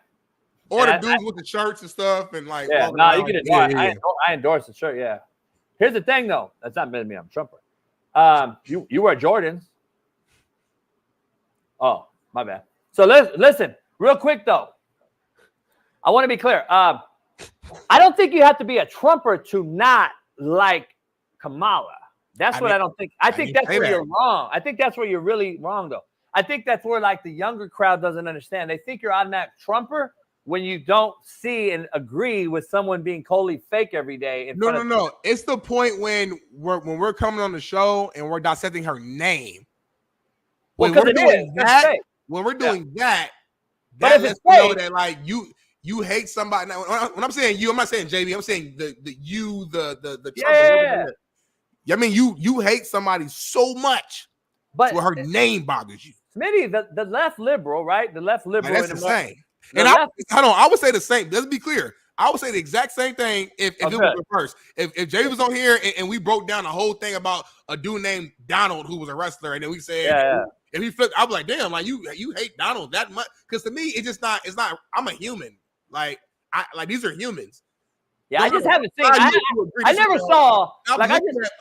We so biased and so like and so like treating people like gods and goddesses to where we look at the other side and we hate the air they breathe on. It's just like how do y'all not see what y'all do? Y'all do, but we do. I don't understand it. Like, but we do it every day in the media, though. We do it every day. People hate me every day. People hate you every day. What do you mean? It's a normal thing. Everybody has a hate. I'm saying it don't make sense to me.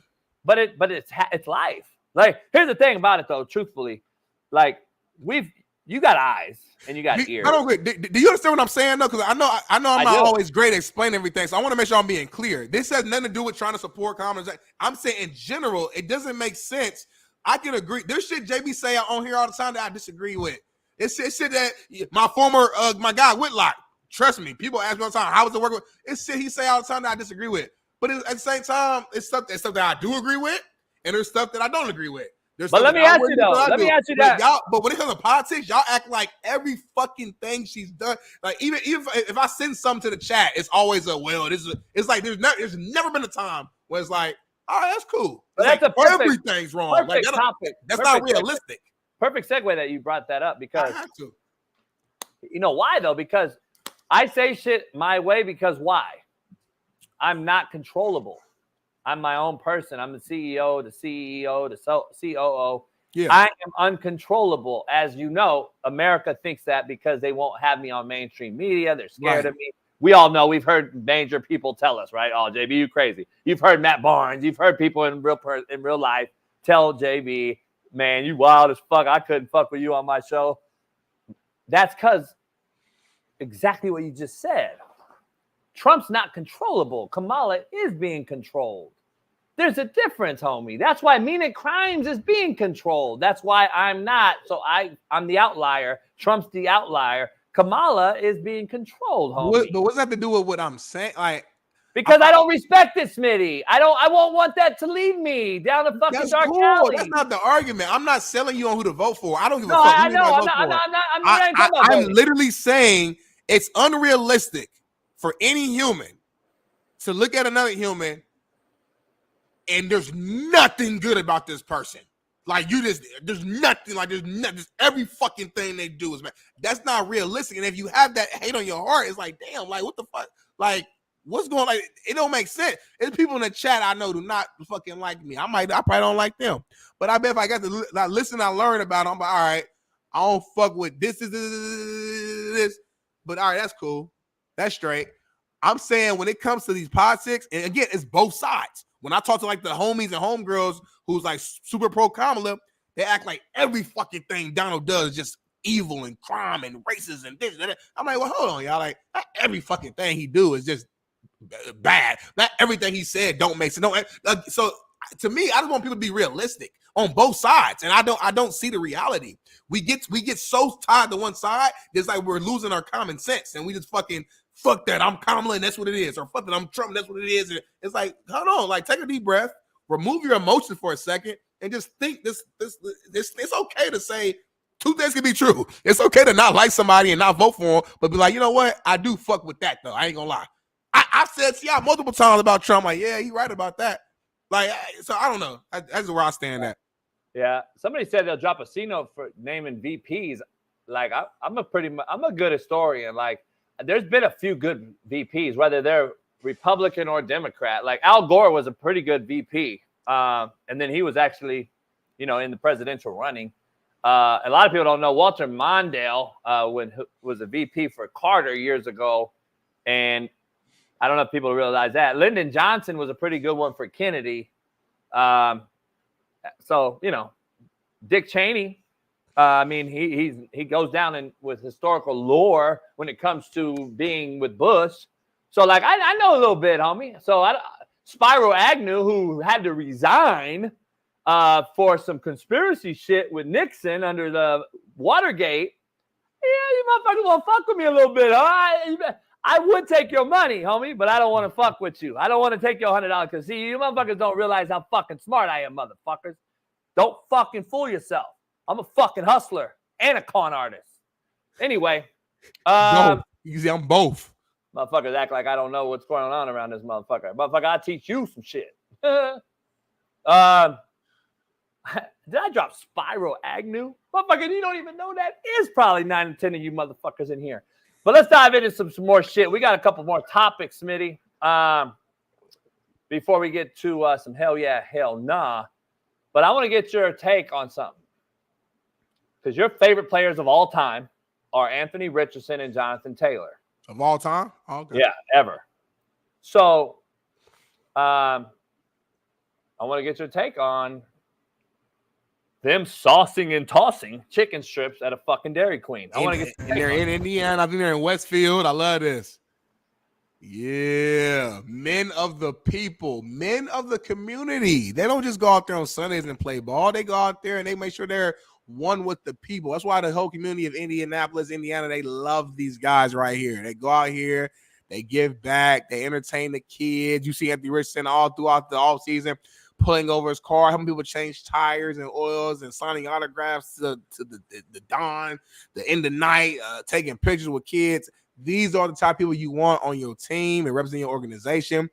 Are one of the best running backs in the game, and Jonathan Taylor and Anthony Richardson, a guy who we hope to be our future quarterback for a long time. We still got to see. But I love to see this, man. They're in the community doing their damn thing. There's nothing negative here at all. Yeah, it'd probably go down as racist take for me to say what I'm about to say, but the real ones know. You want to say it then, but why even put yourself out there? Because I know, because I can say it. Certain things you can't say, homie. You don't get a pass for everything. But go ahead and say this, and we'll see. That's like oxymoron, by the way. So go ahead and say it. Put me out there, but then we'll see.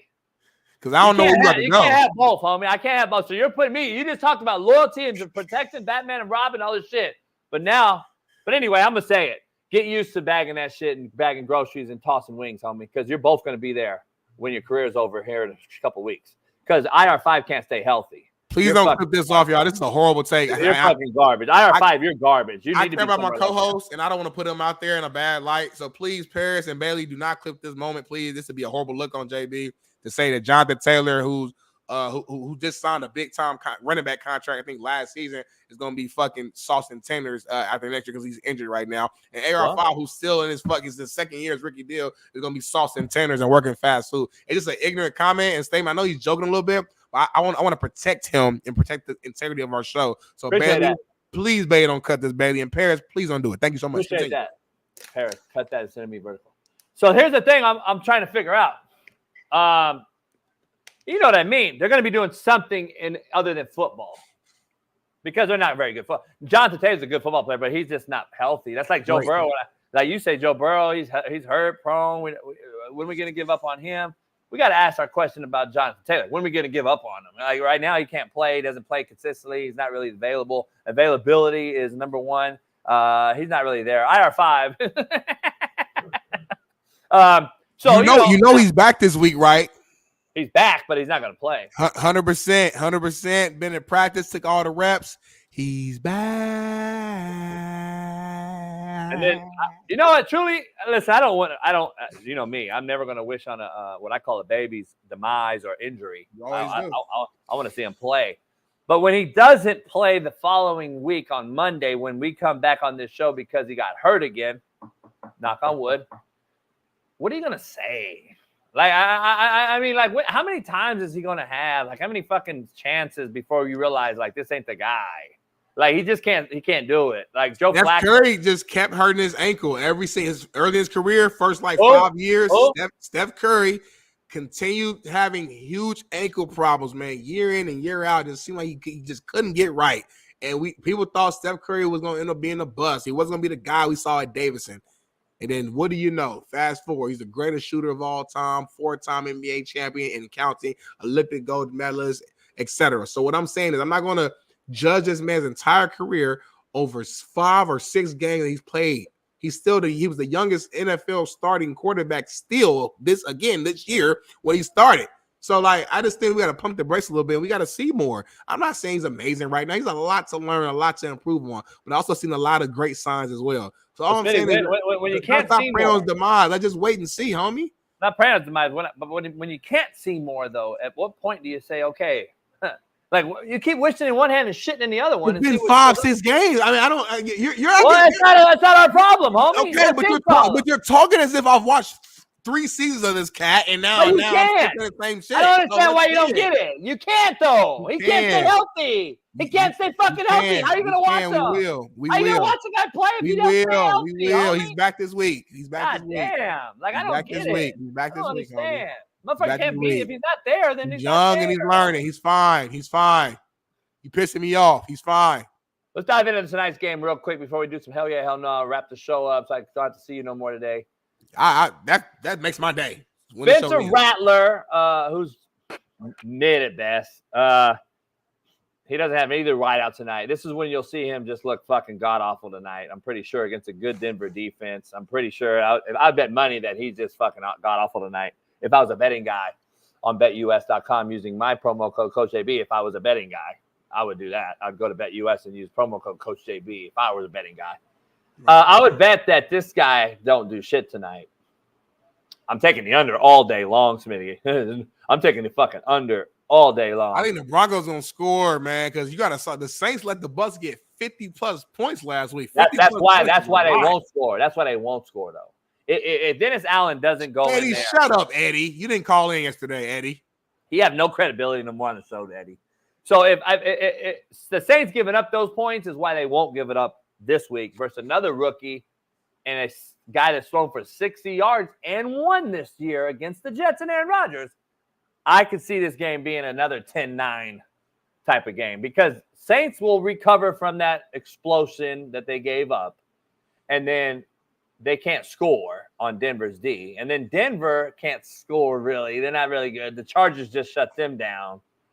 So I think the Saints' integrity will come back and say, this is what we are, defensive guys. We don't have any offense. We got to man up. And then we're playing a team that's perfect for that in Bo Nix and a let's just say underachieving offense right now under Sean Payton. So I can see it under, and I can see it being one of the worst Thursday night games in the history of Thursday night. Because you said that, it's going to be a great game. Because you're wrong most of the time. So I just think this is going to be one of the times that you're wrong. It's going to be an incredible game. It's going to surprise us all. But I do have the Broncos winning. My free winnable bet of the day brought to you by BetUS is take the money line with the Broncos, guaranteed to win. I don't know. It's easy money. It might be $15, $20, whatever. Depends what you put on. But it's a guaranteed to win. It's a lock. So my lock pick of the night, Broncos will win. So do some hell yeah, hell no, Smitty. It's your turn now. And I want it like rapid fire fast like I did yours, cap or fact. I'm going to do it my way. How way I want to do it is hell yeah or hell no. Brought to you by First Round Performance. Go get your top-notch products today. Hell yeah, hell no. Ashton Genty will break Barry Sanders' single season rushing record. I'm going to say hell yeah, he is. He's going to break it. He's going to break it, and he's going to win the Heisman. I'm going to say he's going to break the record, and we'll see what else happens after that. Hell yeah or hell no. Deion Sanders will be the head coach of Colorado at the beginning of next season. I'm going to say hell nah. That was too slow, homie. You got to be quicker than that. I'm going to say hell yeah, hell yeah, hell yeah. He's building something. He's about to go out there and win, 7 or 8 games this season. JB's going to win some money, and he's not going to leave on that. The only way he leaves is if he gets like an NFL job, which I don't see it having that big of a jump that quick. So I think he stays in Colorado, continues to build what he's done. Hell yeah. Hell yeah or hell no. Boston College will take out Virginia Tech on the road tonight. VT is minus 7.5 point favorites. Hell nah. They've hit a roadblock. Bill O'Brien is struggling with the college kids. I've noticed over the last few weeks. Virginia Tech's going to get them. You was praising Boston College early in the season. That's why I said they hit a roadblock. And that's why you look at Bill O'Brien and you say, he didn't transition very well. He did it at Penn State. He got them back on after the scandal there with Joe P. and Joe Pa and Sandusky and Diddy. But then after that, he went to the Texans, was really with the one playoff run with Deshaun. Other than that, he really ruined that franchise if you want to be real. I mean, he got rid of fucking Hopkins to Arizona. He got rid of fucking Dwight Freeney. Clowney. He got rid of fucking all these guys. And then everyone was like, holy fuck. And then he was getting into fights and shit with players. Like, I think he has an issue with relationship building. And I think it's hitting at the college level really bad. Same problem you got, man. So, all right, last one. Hell yeah or hell no. Coach JB would win in a 1v1 versus LeBron James Jr. Hell yeah. Fucking right. I already know. I told you. I'm bodying that motherfucker. And I'm using the left, homie. And Jimmy Crack Corn. Hell no, y'all. This is ridiculous. I hope he's doing this for content. He's doing it for jokes. I didn't write the hell yeah, hell no, homie. I hope you wrote it. I hope he's trying to get. I did not write the hell yeah, hell no. You did. I didn't write that shit, homie. I come on the show late every day. I don't write nothing. I'm hoping that why you late all the time? Why you always late, homie? I'm hoping that JB. Don't switch the subject, homie. No investment, homie. And then but you want this, and then you want this, and I want this. Yeah, I'm the one at the studio. I'm the one at the studio. But if we do this and that, I'm all the way. By the way, Skybox tickers, go check it out. Skyboxsports.com. Proud new sponsor of our show as well. I had to take the new one to the studio yesterday, carrying 150 pounds. Fucking Smitty don't care. Smitty brought 3 waters yesterday, homie. Anybody over there? Who you looking at? Anybody over there, homie? Dan Orlovsky, homie. You love ESPN, bro. Turn on Fox Sports, bro. You love the enemy. You love the enemy. Ain't no nah. Either don't watch shit or watch where I work at. Support me, homie. Hey, y'all. Appreciate y'all, man. You gotta watch your enemy, how they move, duh. Appreciate y'all joining the show, man. Make sure if you're not a member, man, Mo Martin, become a member. Grumpy Williams, become a member. And make sure you follow us on all social media platforms. We're gonna be putting out. I had a dream. Can I give you my dream? Can I tell you what I had? I had a dream last night. What, homie? I had a dream that Donald Trump bought ESPN, and I was the first hire. And then I ran ESPN, and I hired everybody in ESPN, and then you ran the Coach AB show, woke and all. You ran the Roast Coach AB show under my conservative platform, but you had like some major hitters with you. You brought a couple cats, TJ Hoosh over. It was crazy. It was like a vivid dream. I don't ever have dreams. And it was like a vivid dream that you were really like into it. You were killing it. We were killing it. ESPN was like fucking unbelievable. It was the number one match. It knocked all the other networks out. There was no more networks. And so it was crazy. Well, that's why it's called a dream, homie. I guess we all can dream. So, hey, I hope everybody has a great rest of your day. Make sure you subscribe to Winnable. Make sure you go to Bet US for real, though. Bet US, go there, use code JB. Real simple, man. They're really hooking guys up, hooking guys up. You know why I dreamed it? It's the motherfucker, boy. You know why I dreamed it, though? Why? Because I talked to Trump's people yesterday. What'd they tell you? I told them that I have something that I think will be better than Bussin' with the Boys, kind of vanilla interview they had with them. I said that I have the best interview ever if you get him on my show. And I have his right-hand woman, and his other right-hand woman in my cell phone. I know them well. They know me. And I called Bailey. I go, man, I'm trying to get Trump on the show. Live, we'll fly, Smitty and I. And I said I have the most unique interview ever because I got Smitty, who will ask real questions, but has the temperament. And I think you'll get the best real perspective ever from a guy that don't vote, me, to a guy like Smitty that would ask real questions. Oh my God, we'll have it'll be the best. It'll be the most. It'll break the internet. I mean, I'm just telling you right now. So I think that's the only time I'll get on a plane. Well, I was going to say this for later, but since we're talking about this now, I actually have a connection to someone very close to the Kamala Harris. I'll see you guys tomorrow. It'll be a great, great show. Bailey, take us away. Fuck. Issues get pressed so fast you don't get sacked like bags and baggage. Smitty and Jason Brown, kill the ass a rap. We